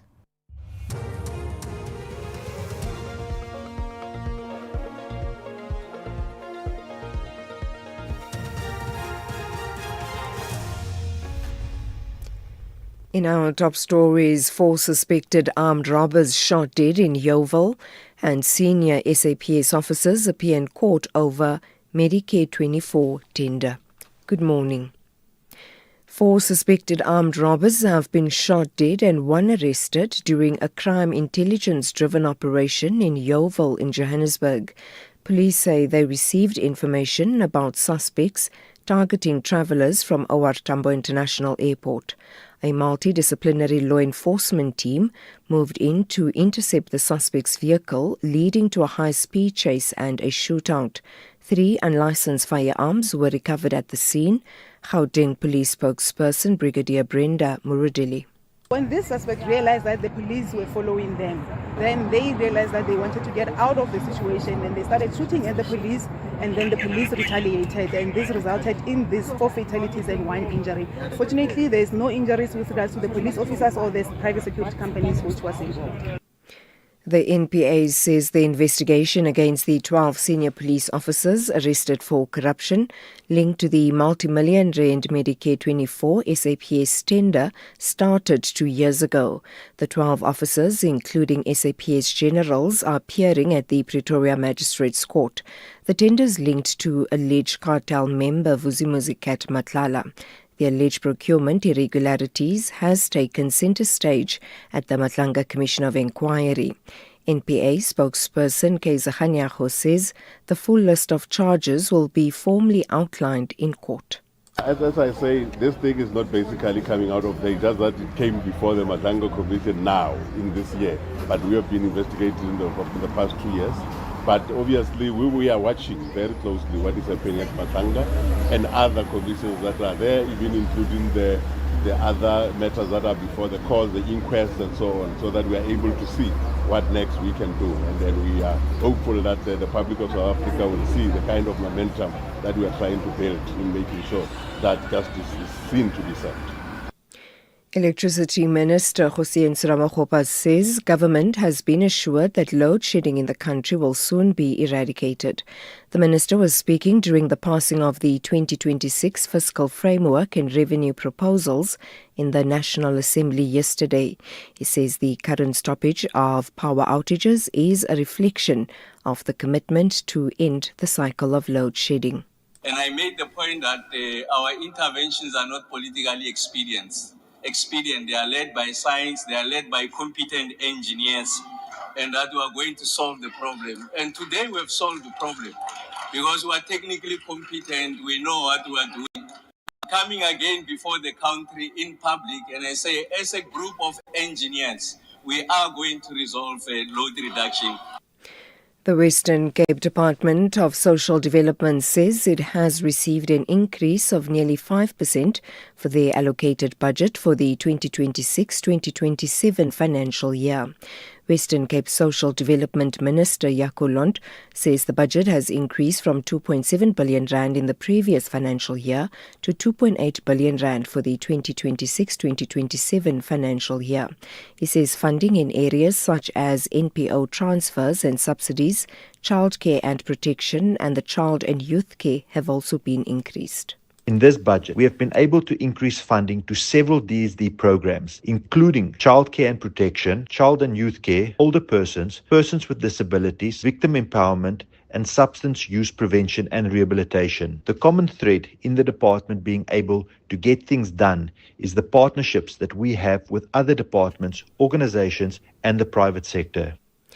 And finally, crude oil prices have fallen sharply in early trading today. Asian stock markets have risen after Iran told the United Nations that it was opening up the Strait of Hormuz to non-hostile commercial shipping. CEO of BlackRock, Larry Fink, the world's largest asset management company, says the world's economy will never go back to what had been normal. I could see a year from now oil at $40 a barrel, or I could see it above $150 a barrel. Well, we have two very extreme outcomes.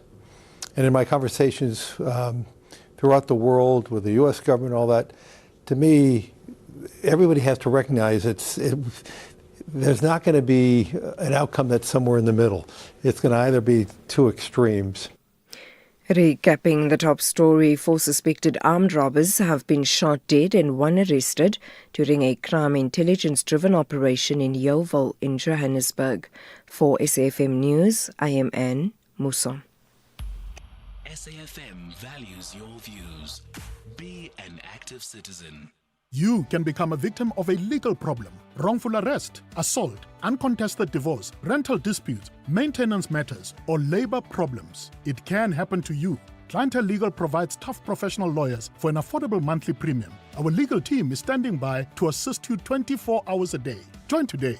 SMS SAFM to 32195. That's SAFM to 32195. Clientele General is an authorized FSP and licensed non-life insurer. T's and C's online. Standard rates apply.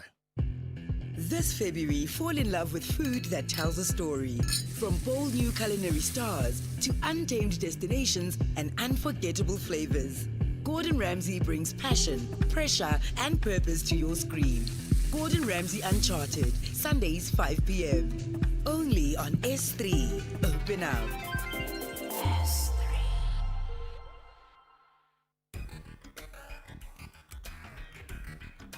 The Talking Point with Cathy Mohlahlana. Weekdays, 9 a.m. till midday.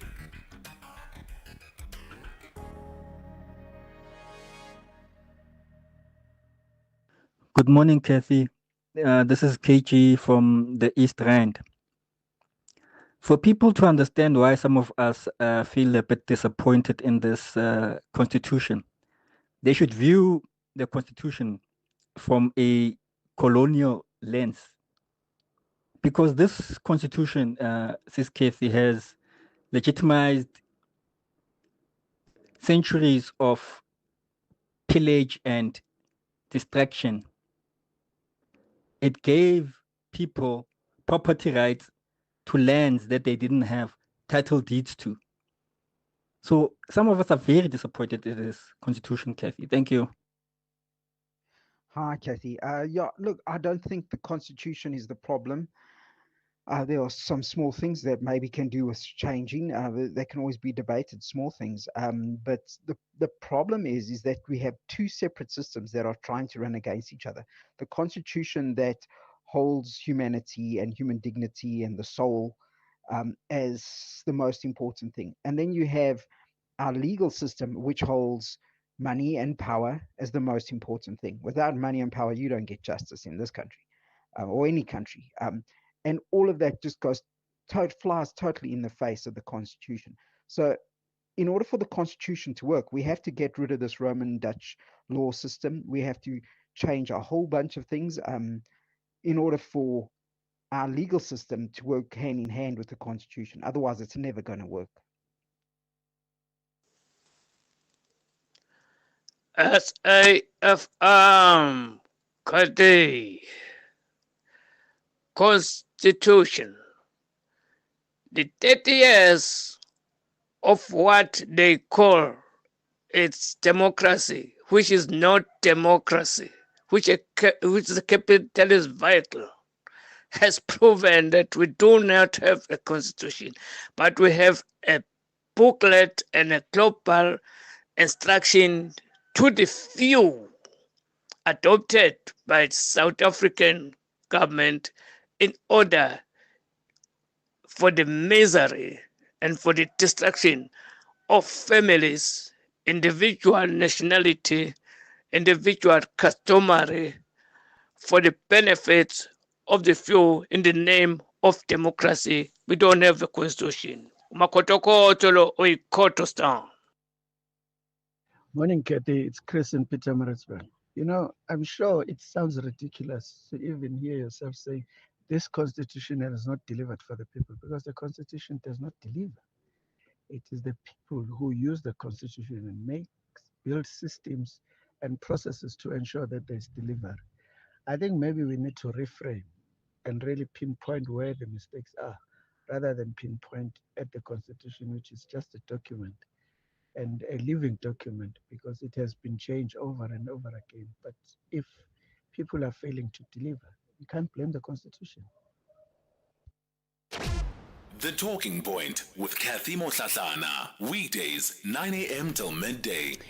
11 after 11 o'clock, you're listening to the final hour of The Talking Point. And coming up in this hour, we're going to begin by shining the spotlight on tuberculosis, and in particular, a new innovation that may provide a breakthrough in diagnosing TB. Now, we know that South Africa is among the top 10 countries globally that sits with the highest burden of TB. Well, how serious is the situation? Some of the latest figures point to between 280,000 and 300,000 new infections annually. That's new TB infections annually. And TB also kills in excess of 50,000 people per year, which is a very, very high number.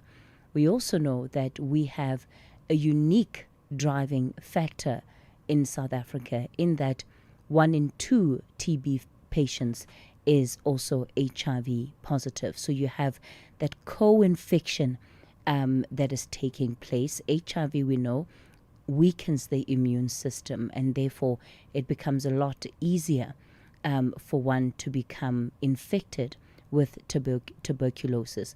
And in fact, TB becomes then the leading cause of death among people with HIV.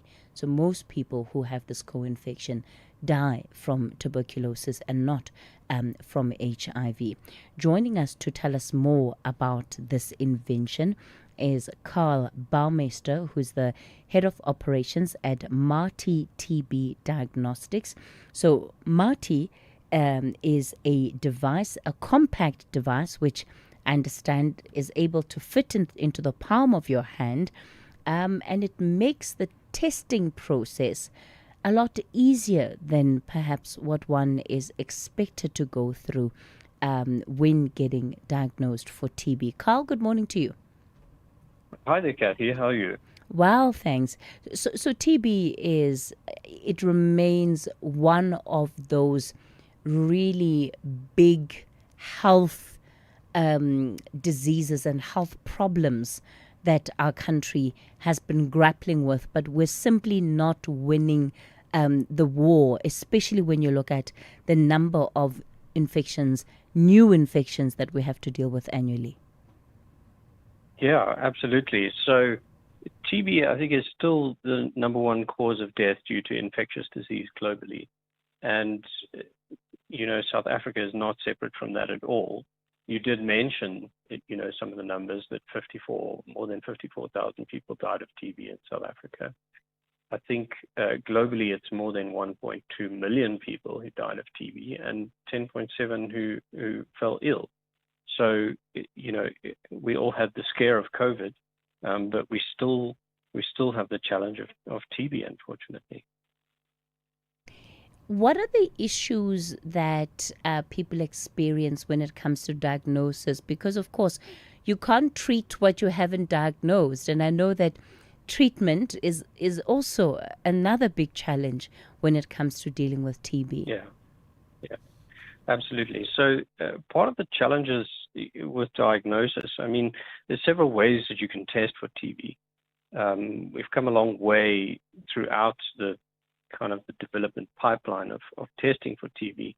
I think early in the 1800s, they used to test for TB by, a patient would cough up a sputum sample, which is lung mucus, and then they would put that on a glass slide and stain and look for the bacteria under a microscope.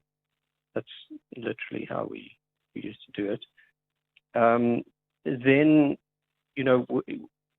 there's actually another test where they would cough up that same sputum or lung mucus sample and grow it in culture, like in a culture plate or liquid culture. And that typically takes about 6 weeks because TB is actually a slow-growing organism. And then that way they could also test for TB. There was the invention of X-rays, which then allowed us to look for TB in the lungs, but it was kind of costly and, it needs big equipment and you need skilled people to look at it, look at the X-rays. More recently, there's some advancements for portable X-rays using AI and that type of thing.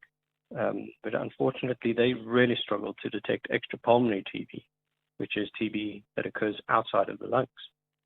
So, TB can, infect your brain, it can infect your bones and meninges, different areas of the body, and those are really difficult to detect where the infection's not actually inside the lungs. And then more recently, there was actually the invention of a TB diagnostic that, once again, you've got to cough up the same lung mucus sample, and then it looks for specific DNA in bacterial DNA. And that has been a wonderful advancement for the country. But it still relies on a sputum sample. I know they're trying to do tongue swabs, and that's currently undergoing research. But one of the key challenges that the WHO actually identifies is that it's about sputum sampling. That's one of the challenges we have. Because when the patient has to cough up this lung mucus, he's literally putting droplets of infectious bacilli or bacteria into the air, and then anybody in the vicinity who happens to breathe those can also become infected with TB. So sputum sampling is actually quite hazardous, and it's a risk. So TB diagnostics is a challenge, and then coming back to the other point, it's usually better and safer for patients to only put them on treatment once there's been a proper diagnosis. So the WHO actually identified diagnosis as one of the great challenges towards controlling or at least managing this pandemic. So, how are you hoping that this innovation, MATB, is going to change the situation? And then you can get into telling us more about why it is so innovative. Yeah. So if we consider all of those testing techniques that I discussed earlier, most of them rely on this sampling method of coughing up infectious bacteria. And what we were trying to do is to say, can we do this differently? Can we minimize the risk to the healthcare workers and the patients and those people around them by testing using a different sample? And that is to use a single drop of blood to look for antibodies in that sample that show that your immune system is actually actively fighting the disease. And how does it work, Carl? Yeah. So basically, we take a blood sample, we process it using this handheld device, and we have a little sensor, and that sensor is coated with a thing called an antigen, which comes from the surface of the bacteria. And then if a patient happens to be actively fighting TB disease, they will have antibodies in their body. And then the antibodies in that little blood sample will flow over the sensor, and then the sensor will detect those antibodies and give a signal. And that's the underlying principle of how it works. And does this happen relatively quickly? Yeah. So I think I may not have mentioned it earlier, but some of the other tests can take some time. I think the culture test can take up to 6 weeks to give a result. The nucleic or the DNA-based testing, I've shortened that to several hours, but it has added complexity because that sample actually, once the patient is able to provide it, if they are able to provide it, has to go to a lab, get opened in a biosafety environment, be contaminated, loaded into a cartridge and processed. And typically only takes, several days to give a result back to the patient. And by that time, he may have already gone home and may have infected more people. But to answer your question directly, we give an answer at the point of care in 30 minutes. And the success rate in terms of diagnosis, how reliable is this device? Yeah. So typically these things are measured according to WHO standards or recommendations. So they have metrics that they use called sensitivity and specificity. And we are happy to say that we recently completed a trial or a internal validation trial in December 2025. And the data suggests that we meet all of their requirements. So we meet the conditions for active TB diagnostic, specifically for screening. How are you hoping that this is going to then affect and influence, number one, overall diagnosis of TB? But I think that if you're looking at where this device could make the biggest difference within the healthcare sector, where would you be looking to have an impact? Yeah, absolutely. So it's designed as a screening assay, and the purpose of that is to detect TB early on, and to do that specifically at the point of care. If we can do all of those things, we can, reduce the number of TB cases because you can put patients on treatment earlier. So, this early detection actually makes this handheld diagnostic suitable for screening of populations. It can happen in schools or prisons or companies, mine workers, factories, ports of entry, in rural communities where people actually need it most. And by detecting early TB before the symptoms may even show, like I said, those infected persons or patients can start treatment early. And that can ensure that they don't infect their family or their friends or their colleagues or fellow commuters. So it really is widespread. its potential use.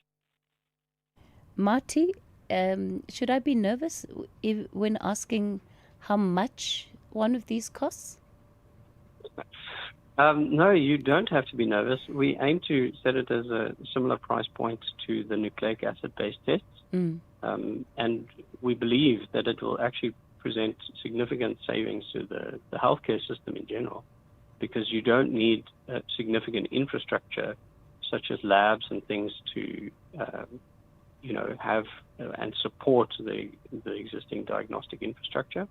If it's a simple handheld device that a community health worker can take with her in her pocket and test, regions of high concentration or high risk of TB, and I can't think of something that would save more lives. So that makes it how much, Marty, per unit? Yeah, I think I can't speak to exact prices, but if you were to look at the current Gene Expert prices, it would be within that range or lower. Okay, you're giving me some homework because I don't know what those prices are. So, and I can hear you being quite coy about it. So I'll let it be. Maybe then, as we get ready to wrap up this conversation, in what ways do you think that there could then be better integration, particularly with regard to HIV testing and TB testing? Because it sounds to me that this then also provides an opportunity for there to be multiple tests done when somebody's visiting a health facility, especially given the high co-infection rates that we have of these diseases.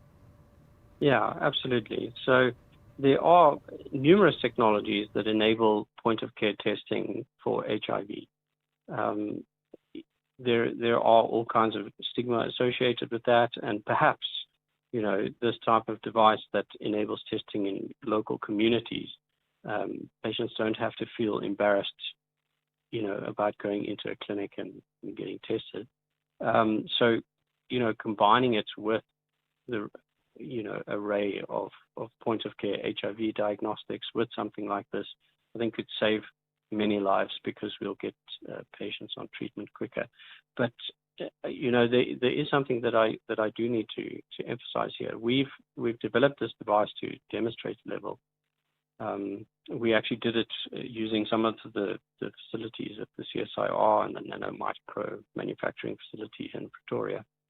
And we're actually in a fundraising round. So we're at Demonstrator, and we're in the process of raising funds to take this further so that we can actually roll it out to the clinics and the hospitals.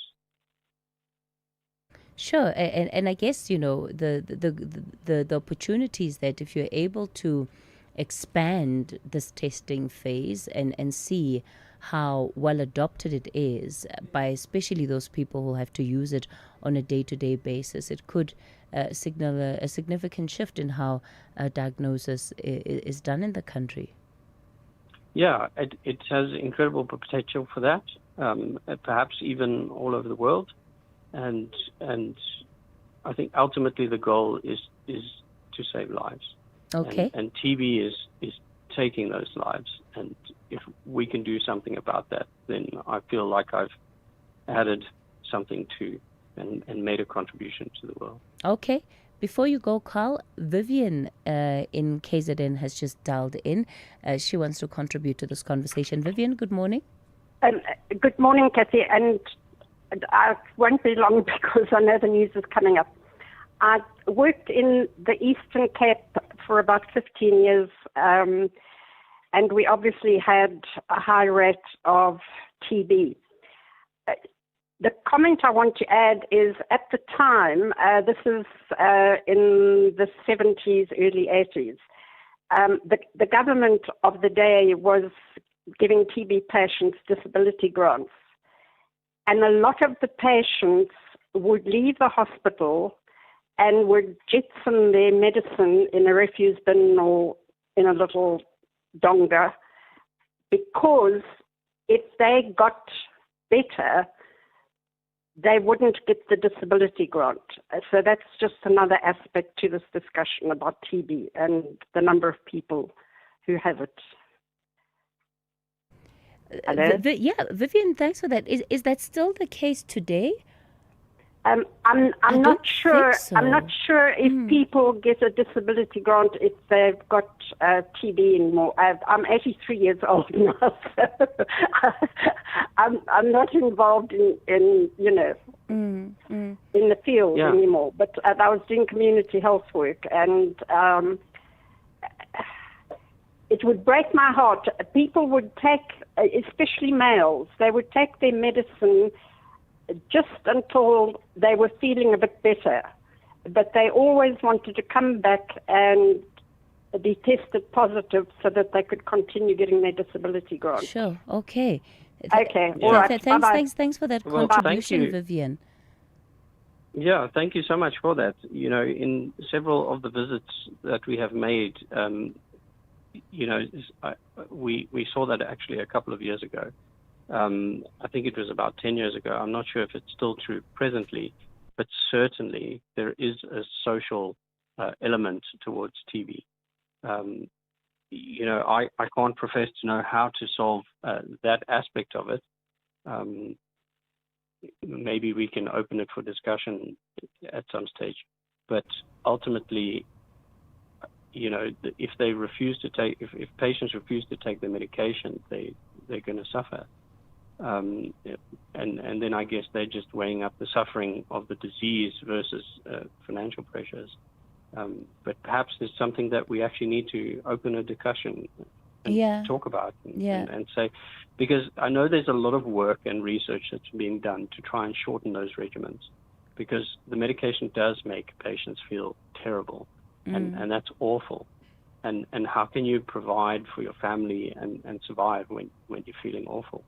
Okay. And I think it's something that we definitely need to talk about, but there is a lot of work and a lot of research being done to try and shorten those regimens. That's what I am aware of. Okay. We're going to then leave it there, Carl, for this morning. Thank you so much for that contribution. Vivian, there seem to be a couple of other listeners who are agreeing with you, but I wonder, I would imagine that probably those that maybe that have drug-resistant TB, they possibly may be the ones who would qualify for a grant. Let's get to the bottom of it. Let's find out what the requirements of SASSA are for the disability grant, especially when it comes to communicable diseases like TB and HIV. I think it will help us to build nicely on the conversation we've had. On that note, let's take the latest news headlines. And in the headlines, the case against the former police officer accused of the murder of Marius van der Merwe, also known as Witness D at the Madlanga Commission, has been postponed to the 14th of May. Matipandile Sotene appeared briefly in the Brakpan Magistrates Court, where he was expected to apply for bail. Police believe they may have broken the back of a syndicate targeting tourists and travellers from the OR Tambo International Airport. They allegedly follow victims from the airport before hijacking or robbing them. And MK Party legal representative Advocate Camille Premed has argued if former NDPP head Advocate Shamila Batoyi's pension is paid out to her, then it will constitute a rule of law harm.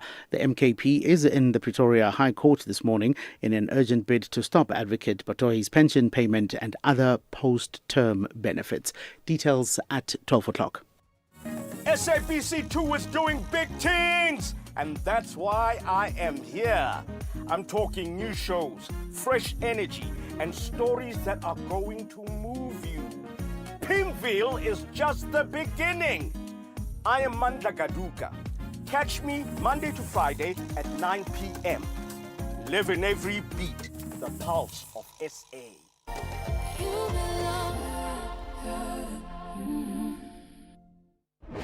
You are listening to The Full Circle. A space where generations come together in conversation that seek to spark curiosity, inspire innovation, and feed the curious mind. For arts, culture, and robust conversations, join me every weekday between 1 and 3 p.m.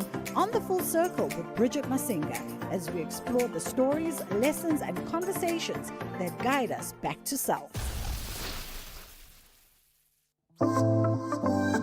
Wherever you are in the world, SAFM 104 to 107 is accessible. We're also streaming live on Facebook, X, and YouTube at SAFM Radio. We acknowledge and appreciate everyone tuning in and watching our streams. Stay with SAFM 104 to 107 as we bring you commission live, breaking stories, and thought-provoking lectures. SAFM, leading the conversations that move us. Entlek Let's Connect is coming to you from the Montreux Jazz Festival in Franschhoek. The first time this iconic festival takes place on African soil. Join Penny Libiani and Fran Rico for exclusive interviews, behind-the-scenes access, and the festival experience. Watch Friday, the 27th of March at 4:30 p.m. on SABC2. Entlek Let's Connect. Be part of the moment. SABC2, you belong. Cathy Mohlahlana on SAFM. All right, so coming up then on the show in the next half hour, we are going to be bringing you the book reading. And then we're going to wrap the show up at the top of the hour and hand you over to the update at noon. We've got some catching up to do when it comes to the book reading, unfortunately. So we're going to bring you 2 episodes of the book reading for the rest of the week. I know we've been with this book for quite some time, and it's Boardroom Dancing, Transformation from a Corporate Activist by Nolita Fakude. It's narrated by Vuyokazi V. Tebe. Please note that the views expressed in this book are not that of the station. Listeners' discretion is advised. SFM presents another episode of the book Boardroom Dancing by Nolita Fakude, read by Vuyokazi Tebe.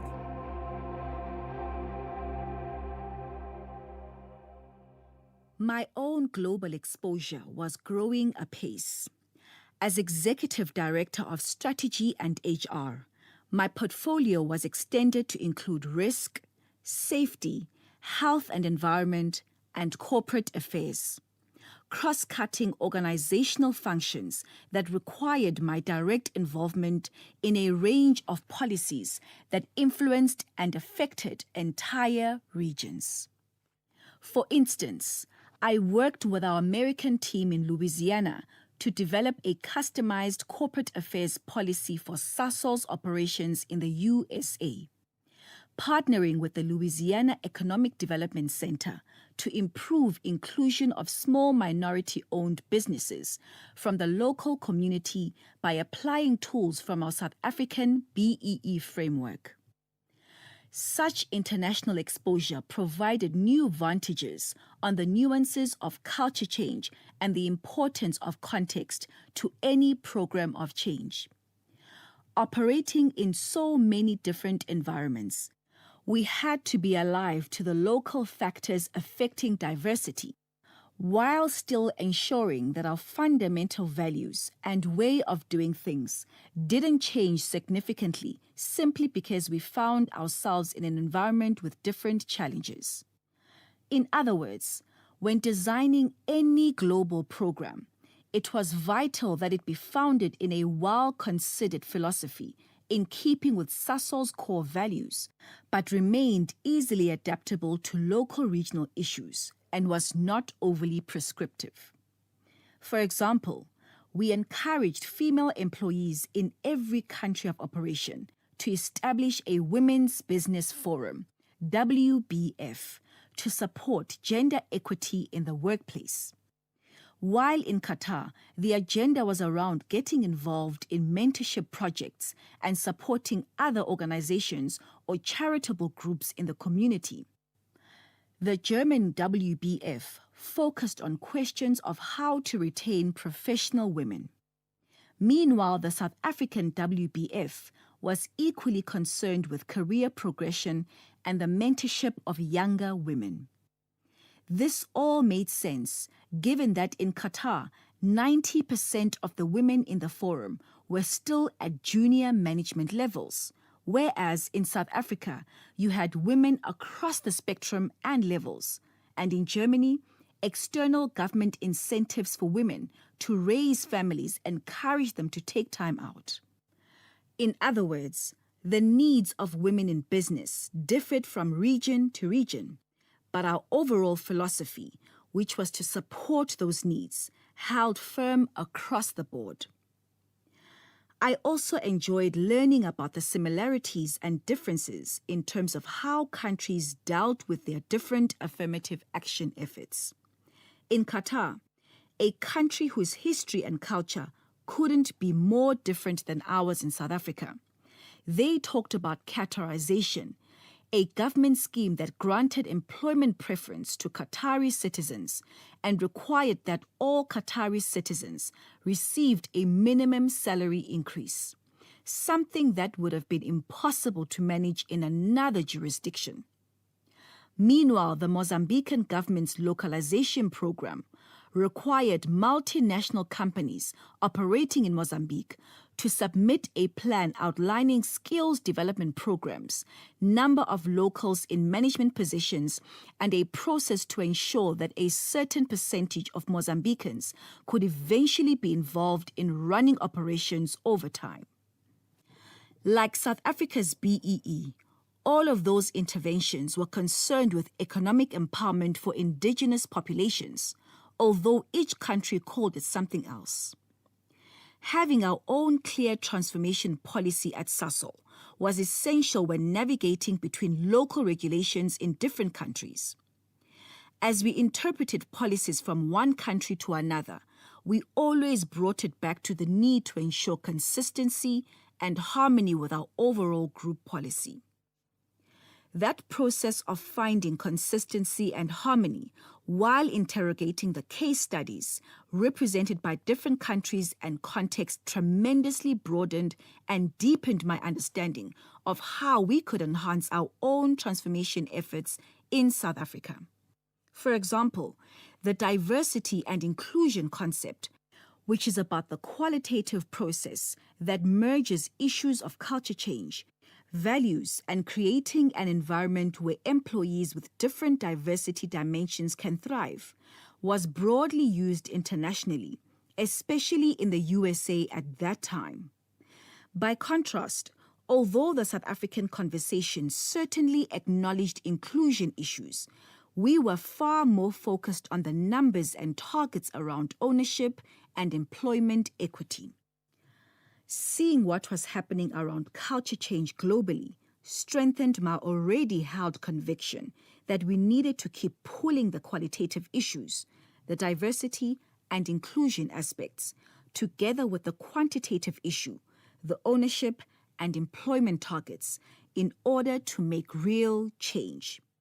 In design, the BEE Act and Employment Equity Act were not intended to look exclusively at targets, but also to make provisions around recruitment, skills development, culture, and, to an extent, salary equity, the income differentials. By truly merging these two concepts in practice, we could achieve so much more than the legislation has achieved. It was with this spirit that we drove SASOL's transformation. In other words, we believed the numbers mattered, but so did the culture and environment. In fact, the two work together. Without a critical mass of diverse people within your workforce, you will not create a worthwhile environment, and without a transformed environment, the diversity you bring cannot thrive as it should. A final note on the critical mass: one or two people will not make a change. You need a critical mass of diverse people in key visible positions, because this is how you create role models who ensure that the system continues to evolve and grow. Milestones. The change I so fiercely wanted to see started to show signs of taking hold in my third year at Sasol. More Black professionals held very senior positions, and by 2008, about 20% of our top 100 people, from 0 to 20, were Black, including 3, from 0 to 3, Black managing directors in mining, oil, and gas. In 2007, we established the Sasol's Women's Forum, which created a space where gender issues were openly discussed among our top female leaders. Pat championed the forum, hosting the sessions and personally inviting our female leaders to attend, largely because of many women's initial reluctance to be associated with a women's thing. The irony of needing a senior-level male to give legitimacy to this forum was not lost on us. But this is how things go. It was the same when we started the Black Professionals Forum. Without such endorsement, people would have been concerned that their managers might view their involvement with suspicion. This reluctance speaks to the importance of institutionalizing such groups, an act that validates people's participation and gives them permission to discuss their issues as a group. Individuals who were familiar with the BMF's corporate activist environment were more comfortable talking about these issues transparently, which was helpful for those who initially struggled with the idea of being identified as being part of a special interest group, as the Americans would say. But the openness that these forums soon enjoyed reflected and reinforced the directional shift taking place in the overall culture. That shift could be heard in the conversations people were having and even the way people spoke, with the values-driven language becoming increasingly commonplace from tea rooms to boardrooms. Additionally, in 2007, we finally had our first Black female chairman of the board in Hixonia Nyasulu. Another face of Sasol's paradigm shift, Hixonia was originally invited to join the board in 2006, and her influence as chairman was a key part of our transformation.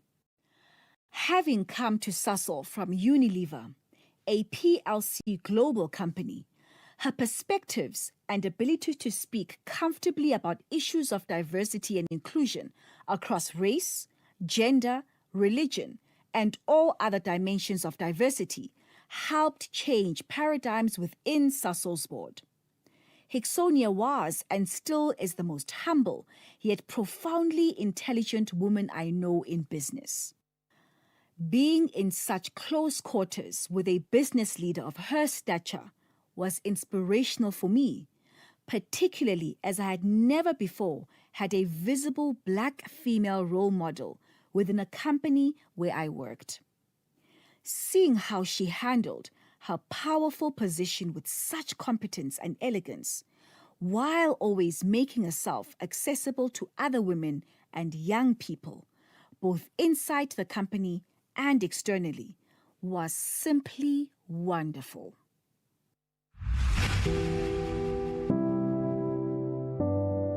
There was another episode of the book Boardroom Dancing by Nolita Fakude, read by Vuyokazi Tebe.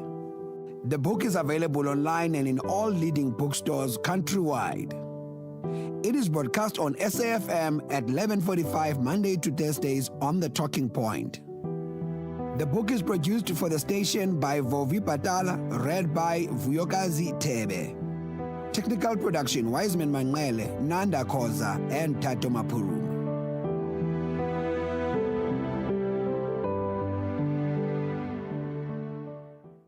You can become a victim of a legal problem: wrongful arrest, assault, uncontested divorce, rental dispute, maintenance matters, or labor problems. It can happen to you. Clientele Legal provides tough professional lawyers for an affordable monthly premium. Our legal team is standing by to assist you 24 hours a day. Join today. SMS SAFM to 32195. That's SAFM to 32195. Clientele General is an authorized FSP and licensed non-life insurer. T's and C's online. Standard rates apply. This Human Rights Month, we commemorate a significant milestone, the Bill of Rights at 30, making human dignity real. For 3 decades, South Africa's constitution has been a beacon of equality, freedom and justice for all. Yet dignity is not just written in our constitution. It must be lived, protected and upheld every single day. Join SAFM as we unpack the issues that matter, elevate voices driving change and reflect on the progress we've made while confronting the work that still lies ahead. SAFM, leading the conversations that move us. Exciting news, South Africa. SABC TV Licenses has partnered with Capitec to make paying your TV license simple, affordable and accessible. If you're a Capitec client, sign into the app and click on Transact. Next, select Pay Bills, then click Pay At and enter your reference number to complete your payment. It's as easy as that. You'll receive instant SMS confirmation. Now you can keep your stories alive and your screens shining bright. TV licenses, pay yours, make a difference. Cathy Mohlahlana on SAFM.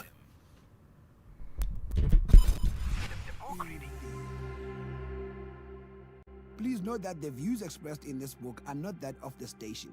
Listeners' discretion is advised. SFM presents another episode of the book Boardroom Dancing by Nolita Fakude, read by Vuyokazi Tere.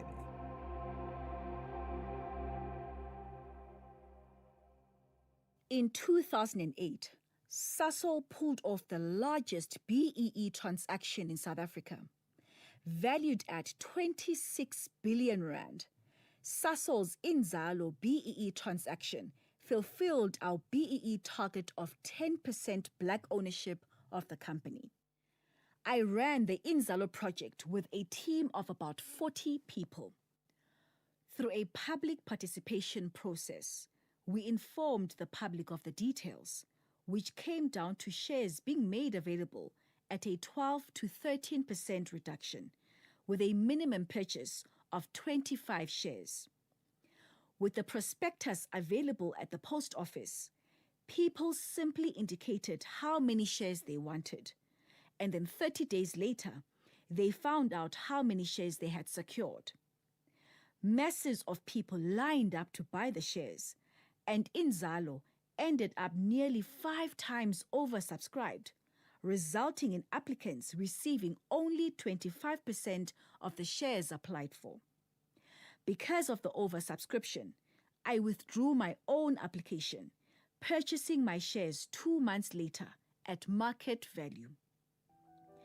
Inzalo was a huge success, not only because of its total value, but more importantly, because the shares did not just go to a handful of the usual suspects. Because Inzalo was open to the general public, Sasol ended up with over 200,000 black shareholders. For Inzalo's 10-year span, in the first 3 years, you could sell shares only to other black people, and 10 years, you could sell on the open market. We continually engage those shareholders, mainly through our AGMs. Those AGMs were their own story, as they served as an opportunity to educate black South Africans about the economy and what it meant to own shares in a company. Because of the number of shareholders, we held multiple AGMs every year. With about 3,000 shareholders per gathering, we translated the proceedings into 6 South African languages so everyone understood what it meant to own shares and be part of this journey.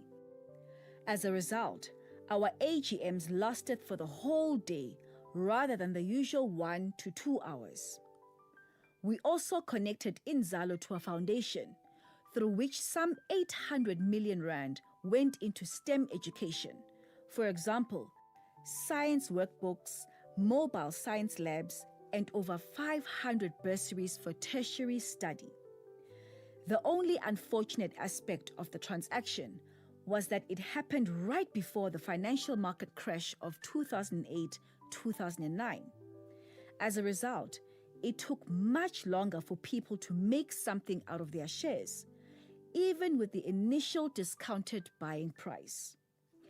But from a process perspective, it remains one of the country's hallmark BEE transactions in that it achieved full inclusive participation. This was particularly important in light of our larger goal of repositioning Sasol in people's minds. We wanted Black South Africans to feel ownership in the company, and through Inzalo, we enabled thousands, literally, to own a stake. Over the years, we have regularly received letters of thanks, especially from employees, from secretaries to people in our factories, each time they receive another dividend. Another first for us at that time was the creation of the Sasol Partnership Forum, a platform where management and all 5 of our unions could meet to discuss key strategic transformation issues. Until then, management labor conversations normally focused on salaries and wages to the exclusion of all else. The forum was therefore created to establish a space of trust where Sasol employees could meet and discuss common agendas related to transformation both with one another as well as with management. It was a completely new concept, and when my employee relations manager, Mxolisi Raitzibe, proposed it, I initially thought it sounded crazy. "I think it will work," he insisted. "We've already done a lot of the work around culture change and our values-driven process. I think the unions are ready for it and will be interested if we propose it," he said. For nearly a year, an external facilitator led detailed consultations with the unions to agree on protocols for working together, definitions for the platform's values and culture, and finally, to establish the formal terms of reference. Mxolisi was proven right. The forum was truly transformational as a platform, bringing together our different unions, which spanned the ideological spectrum from the mainly white and far-right Solidarity Union to the COSATU-affiliated SEPAU and NUM. All 5 of our unions embraced the platform, which gave them a common space to discuss issues of mutual concern, like safety, learning and development, and overall employee wellness. The forum helped stabilize labor relations in the company and is a model now used by most companies with multiple unions. It was also in my 3rd year with Sasol that the opportunity arose to shift our sports sponsorship to align with our transformation agenda. For years, Sasol had sponsored men's rugby through the Springboks. When that contract came to an end in 2008, I suggested that we use our sponsorship to focus explicitly on transformation, nation building, and teamwork, while also choosing a team that our support could develop and connect to the company's ethos of high performance. I discussed the matter with my corporate affairs team, and we looked at various sports codes but struggled to find the right match. One weekend, when I was home channel hopping, I paused on something that looked like an international awards ceremony, partially translated from French. I was only half paying attention, but as these athletic women kept coming on stage, some in ball gowns, my attention focused. Eventually, the presenter said, "Once again, welcome back to FIFA Sports Women Awareness." I had never realized women's football existed. I must admit that I'm not a very sporty person. In any case, I did some Googling and later that evening sent an SMS to one of my corporate affairs team members, asking her to please follow up on FIFA Women. On Monday, Andrisa Singleton, head of sports marketing within the corporate affairs team, stopped by my office, clearly very excited. "You know, we, the corporate affairs team, had been wanting to support Banyana, but people said it wasn't a good idea, she said, referring to South Africa's women's football team. It's brilliant. Let's go for it, I said, thrilled at the prospect, which is how Cecil became the sole sponsor of Banyana. When we first came along, the women's sports kit consisted of the leftovers from Bafana, the men's team, and they had no games scheduled. Our support enabled them to acquire quality female kit, and they quickly went from being unrated on the continent to playing twice in the Olympics. One of my proudest moments remains the day Banyana qualified for their first match at the 2012 London Olympics, 5 years later. Sasol also went on to sponsor South Africa's national wheelchair basketball team, which went to the Olympics as well. Banyana and the wheelchair basketball team both made Sasol and South Africa proud over and over, and our choice to sponsor them embodied the company's paradigm shift and new mindset, which affirmed that diversity and excellence go together.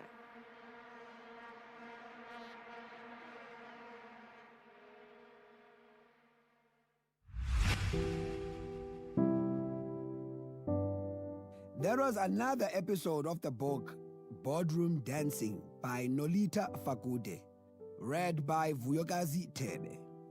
The book is available online and in all leading bookstores countrywide. It is broadcast on SAFM at 11:45 Monday to Thursdays on The Talking Point. The book is produced for the station by Vovi Patala, read by Vuyokazi Tebe. Technical production, Wiseman Manwele, Nanda Koza, and Tato Mapuru.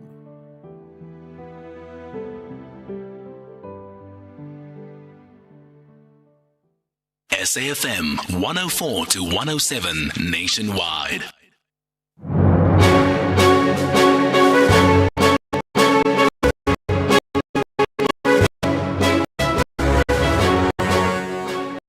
Been a minute since we've done this, but it is 12 o'clock. It's Wednesday, the 25th of March, 2026. A very warm welcome to Updated News here on SAFM. Leading the conversation, I'm Sakina Kamwendo. Coming up in the next hour. How is it that this criminal enterprise work together? How is it that they focus on fleecing the country, and particularly SAPS, of this money out of the contract that was awarded irregularly? Senior police officers are appearing in the Pretoria Magistrates Court in connection with the multi-million rand Medicare 24 SAPS contract. And illegal immigrants must go, and foreigners who have taken over our country and claim to be documented, but their documents are fraudulent, are also part of those illegal immigrants. So we're tired of that. Various parties have gathered in the city of Durban in demonstration against illegal foreign nationals. Coming up in sport. Proteas men secure the series against the New Zealand, but the women fall down, and I've got plenty of other sport, including tennis news, quarterfinals in Miami. Yeah, that's John Gericke with those details coming up.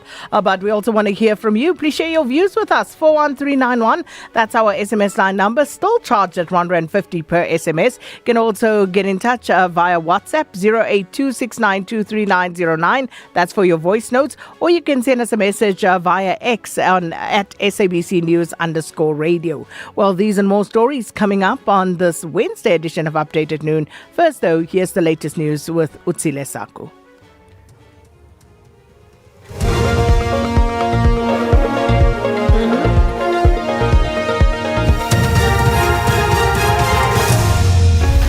Thanks, Sakina. Top stories. Witness D, murder accused, denies allegations against him, and crude oil prices fall. Good afternoon. A former police officer accused of killing Marius van der Merwe, also known as Witness D, has denied the allegations. The former Special Task Force officer, Matipandile Soteni, appeared at the Brakpan Magistrates Court, where he denied knowing the lawyer appointed to represent him. The case has been postponed to the 14th of May. Soteni was visibly frustrated as the matter was again postponed. I want to assist the court, Your Worship, in the interest of justice, and the allegations that were leveled against me, I deny them fully. I have nothing to do with this crime. I wish to state under oath. I want to state in English, Your Worship, because the lawyer here is the first time I see him today. He's not been given instruction by me. He did not even take my statement, Your Worship. I'm arrested here for something I did not commit. And the instructions are coming left, right, and center, Your Worship. I'm being decided upon. I have not done anything here. Police believe they may have broken the back of a syndicate targeting tourists and travellers from the OR Tambo International Airport. They allegedly follow victims from the airport before hijacking or robbing them. This comes after 4 suspected armed robbers were shot and killed and 1 arrested during a shooting with police in Yeoville, Johannesburg this morning. Gauteng Police spokesperson Brenda Muridili says 3 unlicensed firearms have also been recovered. When these suspects had realized that the police were following them, then they realized that they wanted to get out of the situation, and they started shooting at the police, and then the police retaliated, and this resulted in this, what we see that 4 fatalities and 1 injury. And fortunately, there's no injuries with regards to the police officers or the private security companies which was involved. MK Party legal representative Advocate Camille Premid has argued that if former NDPP head Advocate Shamila Batoyi's pension is paid out to her, it will cause a rule of law harm. The party is in the High Court in Pretoria today in an urgent bid to stop Batoyi's pension payment and other post-term benefits. The urgent bid comes amid allegations of misconduct, dereliction of duty and possible perjury levelled against Batoyi during her tenure as NDPP. Premid has told Judge Nicolini Janse van Nieuwenhuizen that the party wants to stop the payment that government has contributed towards Batoyi's pension. So do I understand it correctly that you only want to stop the payment that the government contributed? So she may get her own contribution, she must not get what the government contributed. Yes, my lady, that would most sensibly be the case. I can understand in the papers that the case is perhaps presented a bit more broadly than that, and it's talking about the pension in aggregate rather than the different segmentation of the pension. The March and March movement is holding a protest march in Durban to commemorate its first anniversary today. They are being supported in the march by the leaders and supporters of Action SA, the IFP and MK Party. The movement was formed by Jacinta Ngobese Zuma to protest against illegal immigrants and to put pressure on government to prioritise South Africans. Ngobese Zuma says they've seen some progress in their cause over the past year. Look, I think we've done a lot of work when it comes to making sure that the message is heard. And I think more than anything, we've liberated a lot of South Africans who were fearful of coming out and actually openly saying that they're tired of illegal immigrants. Right now, you can see South Africans are free. They are saying it in numbers. They are proud and they are not afraid to say it anymore that illegal immigrants must go. And foreigners who have taken over our country and claim to be documented, but their documents are fraudulent, are also part of those illegal immigrants. So we are tired of that, and we want to make sure that our government listens to us, and we want to make sure that today is a day that we re-emphasize our stand. And if they continue to act in a slow pace, because we have seen some changes, but it's not enough, like I keep saying. And finally, crude oil prices have fallen sharply in early trading today, and Asian stock markets have risen after Iran told the United Nations that it was opening up the Strait of Hormuz to non-hostile commercial shipping. The passage through the strait is contingent on the ships coordinating with the Iranian authorities. Larry Fink, head of BlackRock, the world's biggest money manager, said that the world's economy will never go back to what had been normal. I could see a year from now oil at $40 a barrel, or I could see it above $150 a barrel. Well, we have 2 very extreme outcomes. And in my conversations throughout the world with the U.S. government, all that, to me, everybody has to recognize there's not going to be an outcome that's somewhere in the middle. It's going to either be 2 extremes. Recapping the top story, the case against Matipandile Soteni, accused of the murder of Marius van der Merwe, also known as Witness D, has been postponed to the 14th of May. He's denied all allegations against him. For SFM News, I'm Utsile Saku, headlines at 12:30. Update at noon with Sakina Kamwendo, midday to 1 p.m. Update at noon with Sakina Kamwendo. Well, thank you, Tsile. It's 8 minutes after 12. Good afternoon, everybody. Thanks so much for tuning into Update at Noon. Well, no Madlanga Commission until the 7th of April, breaking for Easter. You would have heard Justice Mbuyiseli Madlanga indicate yesterday at the adjournment of proceedings that he has a few matters to attend to for the rest of this week that he could not get out of. And then, of course, it's the Easter holiday, so the Commission will resume its work on the 7th. But I can tell you there are still various other sittings taking place. You've got the Craddock 4 inquest that is still underway, the Senzo Mayiwa trial.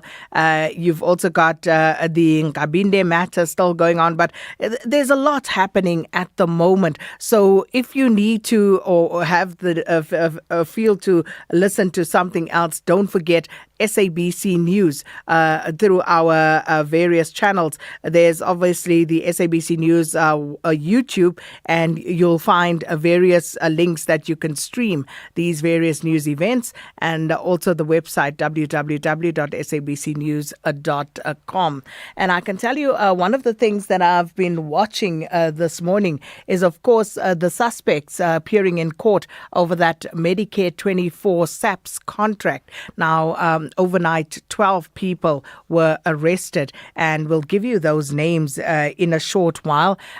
Some of them, at least, they are only just appearing, and one of them, of course, I can immediately identify. Let me run. I hold myself in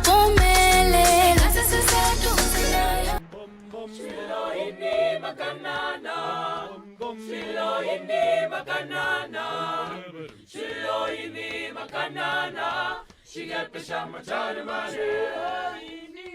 Shilo inni makanana, Shilo inni makanana, Shilo inni makanana, she got the shamatana, yes makanana, yes makanana, yes makanana, yes makanana, she got the shamatana, Shilo inni. Shilohini makanana, Shilohini makanana, Shilohini makanana, Shilapishamajan, Ilesh makanana, Ilesh makanana, Ilesh makanana, Ilesh makanana, Shilapishamajan, Ilesh makanana, Ilesh makanana, Ilesh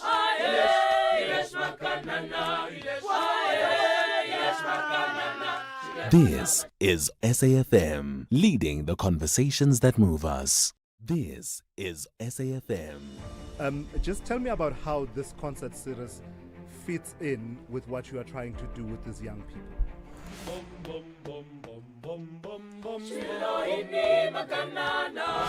The reality is that private funders do not just thoughtlessly throw their resources around. It is one thing to get a backtrack like that for a finance guy, hey? Somebody just WhatsApped me to say that she has a daughter who has hearing loss. Corruption in South Africa has reached disgraceful levels.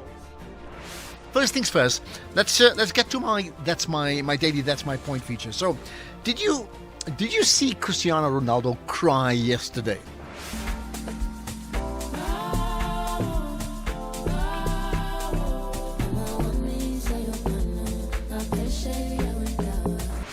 This is SAFM. This is SAFM. Just tell me about how this concert series fits in with what you are trying to do with these young people.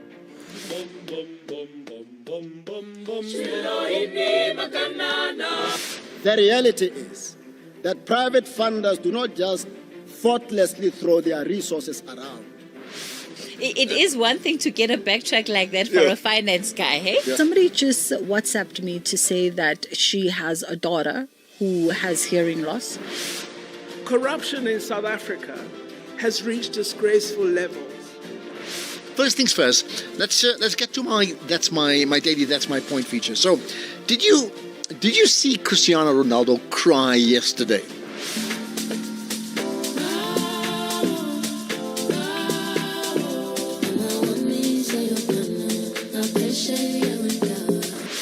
This is SAFM.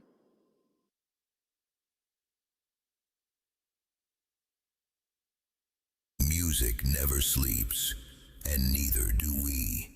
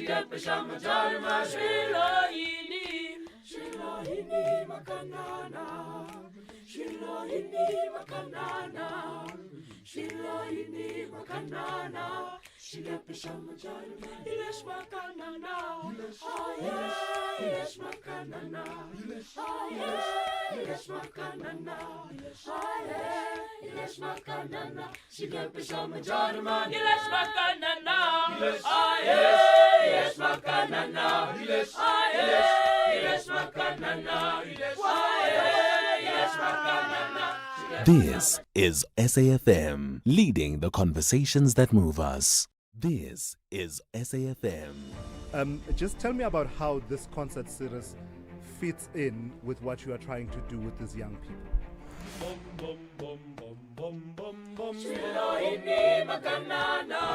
The reality is that private funders do not just thoughtlessly throw their resources around. It is one thing to get a backtrack like that for a finance guy, hey? Somebody just WhatsApped me to say that she has a daughter who has hearing loss. Corruption in South Africa has reached disgraceful levels. First things first.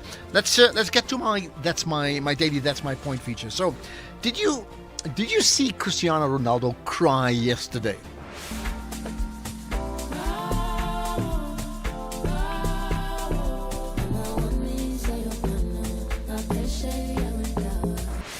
This is SAFM. This is SAFM. Just tell me about how this concert series fits in with what you are trying to do with these young people.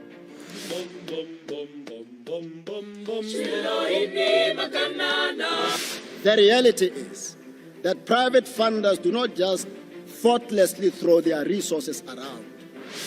It is one thing to get a backtrack like that for a finance guy, hey? Somebody just WhatsApped me to say that she has a daughter who has hearing loss. Corruption in South Africa has reached disgraceful levels.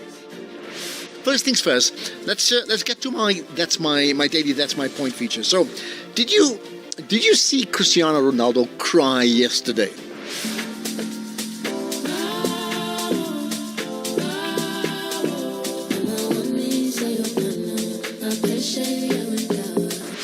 This is SAFM.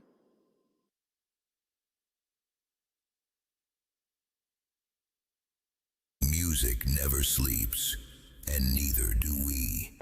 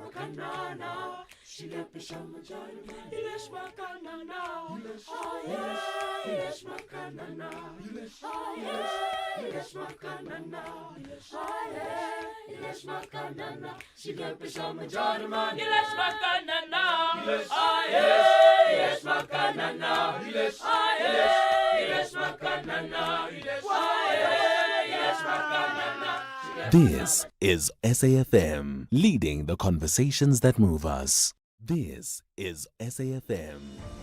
Just tell me about how this concert series fits in with what you are trying to do with these young people.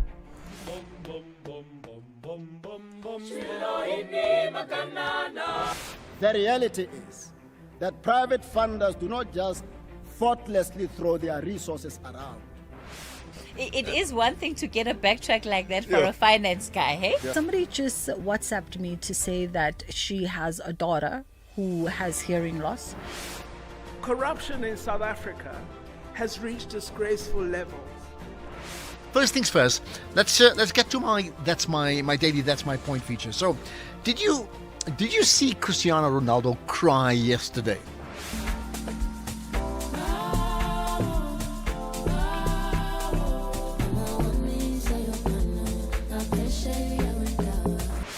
This is SAFM. This is SAFM. Just tell me about how this concert series fits in with what you are trying to do with these young people.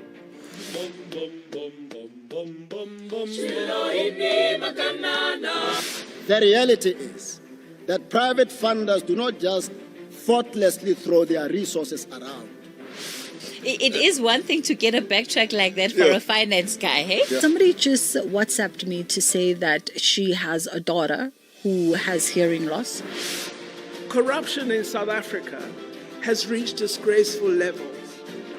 First things first, let's get to my point feature. So, did you see Cristiano Ronaldo cry yesterday?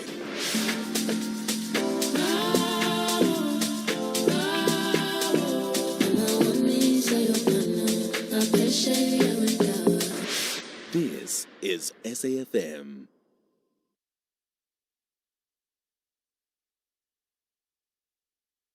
Music never sleeps, and neither do we.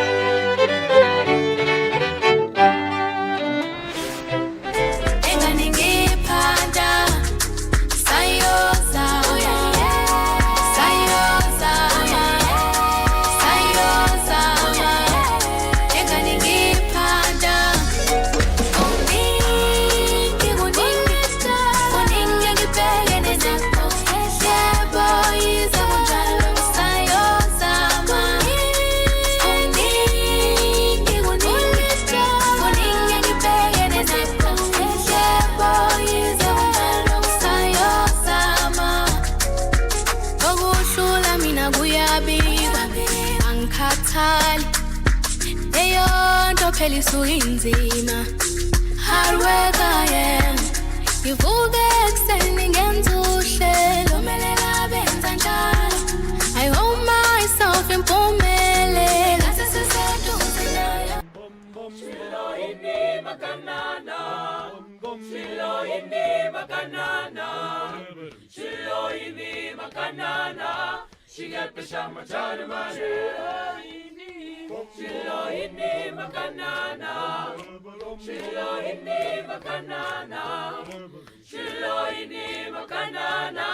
She get the shama jarma, yes, makanana, yes, makanana, yes, makanana, yes, makanana. She get the shama jarma, Shilohini makanana, Shilohini makanana, Shilohini makanana.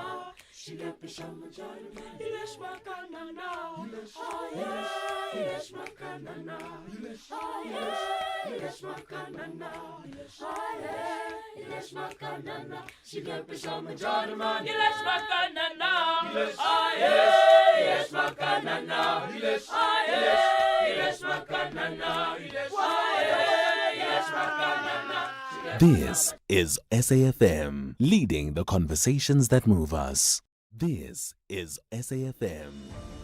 Just tell me about how this concert series fits in with what you are trying to do with these young people.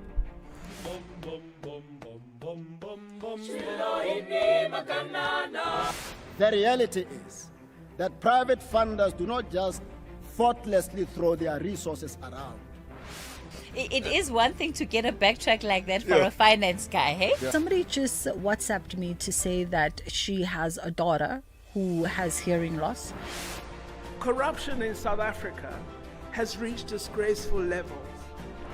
First things first, let's get to my daily that's my point feature. So, did you see Cristiano Ronaldo cry yesterday?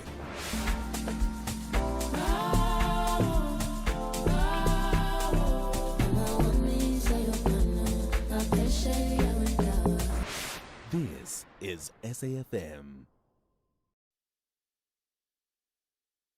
This is SAFM. Just tell me about how this concert series fits in with what you are trying to do with these young people.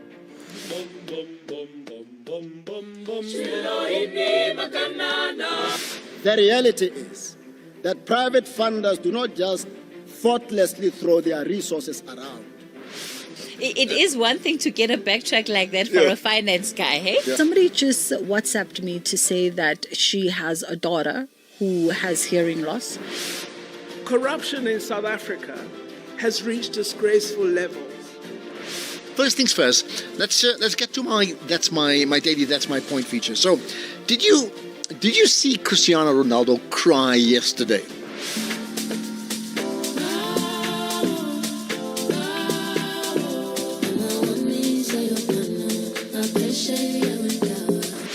This is SAFM.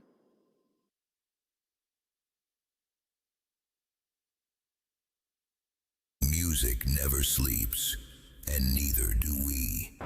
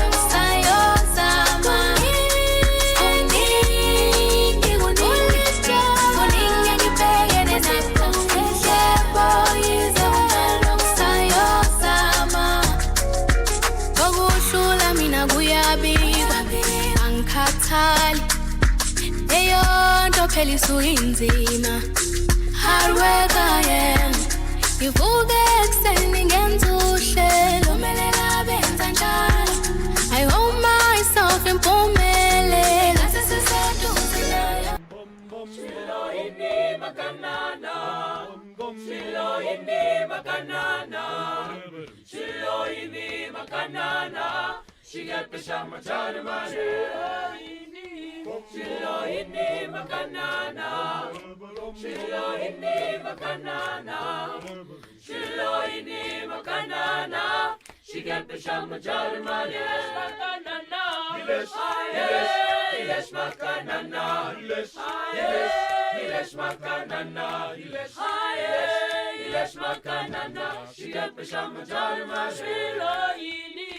Shilo ini makanana, shilo ini makanana, shilo ini makanana, shigepe shama jari mane. Ilesh makanana, Ilesh makanana, Ilesh makanana, Ilesh makanana, shigepe shama jari mane. Ilesh makanana, Ilesh makanana, Ilesh makanana, Ilesh makanana.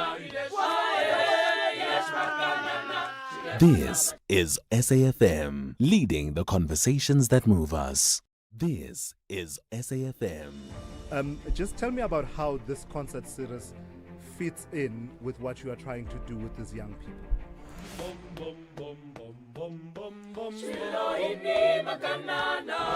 The reality is that private funders do not just thoughtlessly throw their resources around. It is one thing to get a backtrack like that for a finance guy, hey? Somebody just WhatsApped me to say that she has a daughter who has hearing loss. Corruption in South Africa has reached disgraceful levels.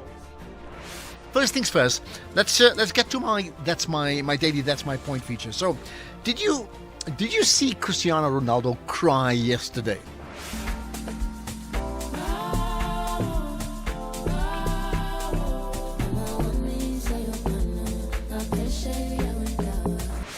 This is SAFM. This is SAFM. Just tell me about how this concert series fits in with what you are trying to do with these young people.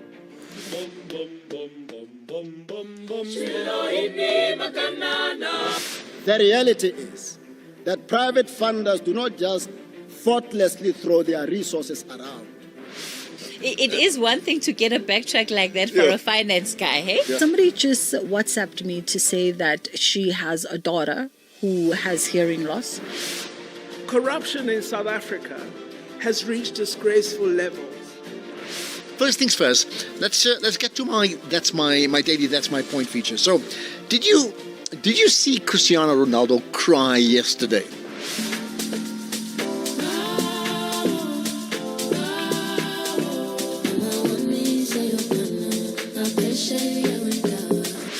This is SAFM.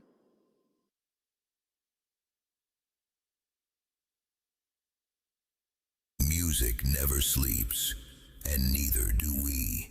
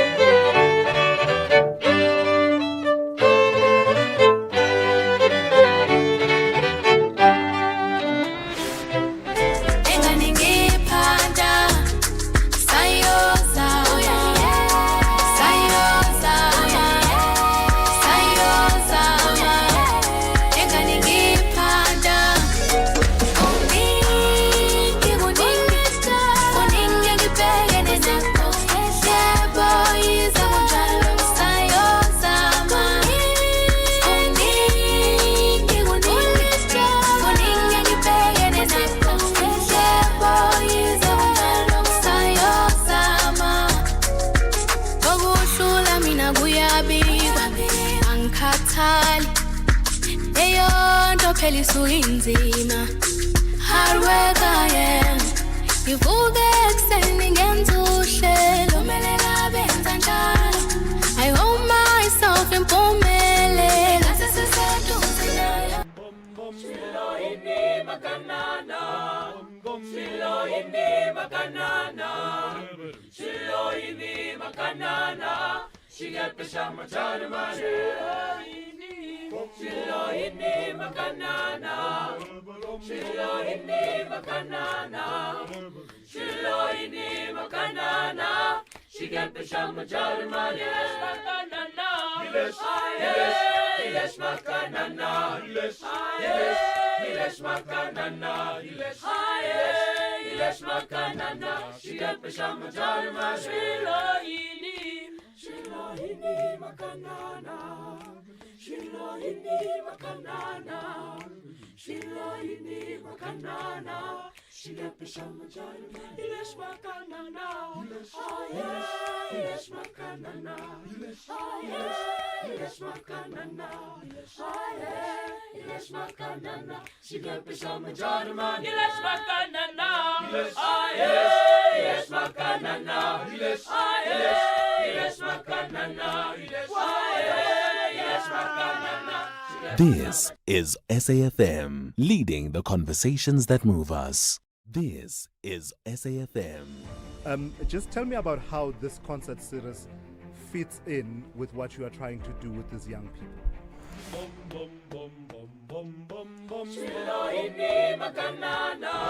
The reality is that private funders do not just thoughtlessly throw their resources around. It is one thing to get a backtrack like that for a finance guy, hey? Somebody just WhatsApped me to say that she has a daughter who has hearing loss. Corruption in South Africa has reached disgraceful levels. First things first, let's get to my daily that's my point feature. So, did you see Cristiano Ronaldo cry yesterday?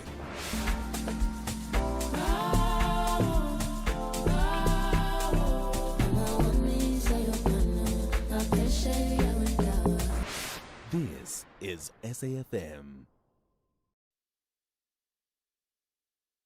This is SAFM. Just tell me about how this concert series fits in with what you are trying to do with these young people.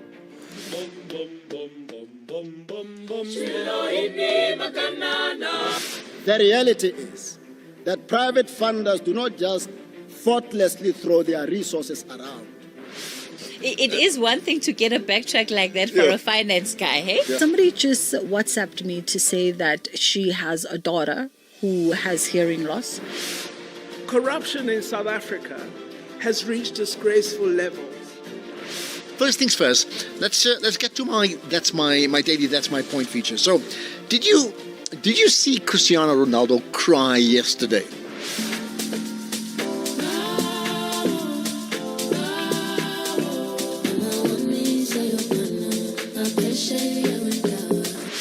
This is SAFM.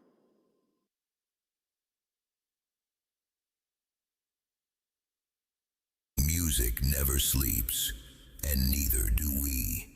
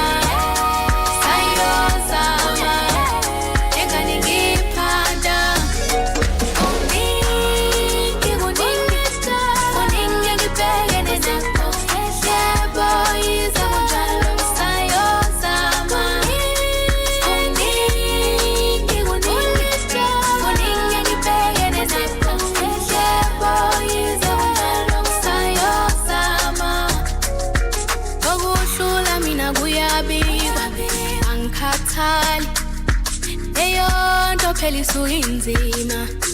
Hard work I am. Ngivuke ekuseni ngenza uhlelo, kumele benza njalo. I hold myself impumelelo. Ngathi siseduze nayo. Shilo ini makanana. Shilo ini makanana. Shilo ini makanana. She got the shama Jarman. Shilo ini makanana. Shilo ini makanana. Shilo ini makanana. She got the shama Jarman. Yes, makanana. Yes, yes, makanana. Yes, yes, makanana. Yes, makanana. She got the shama Jarman. Shilo ini makanana. Shilo ini makanana.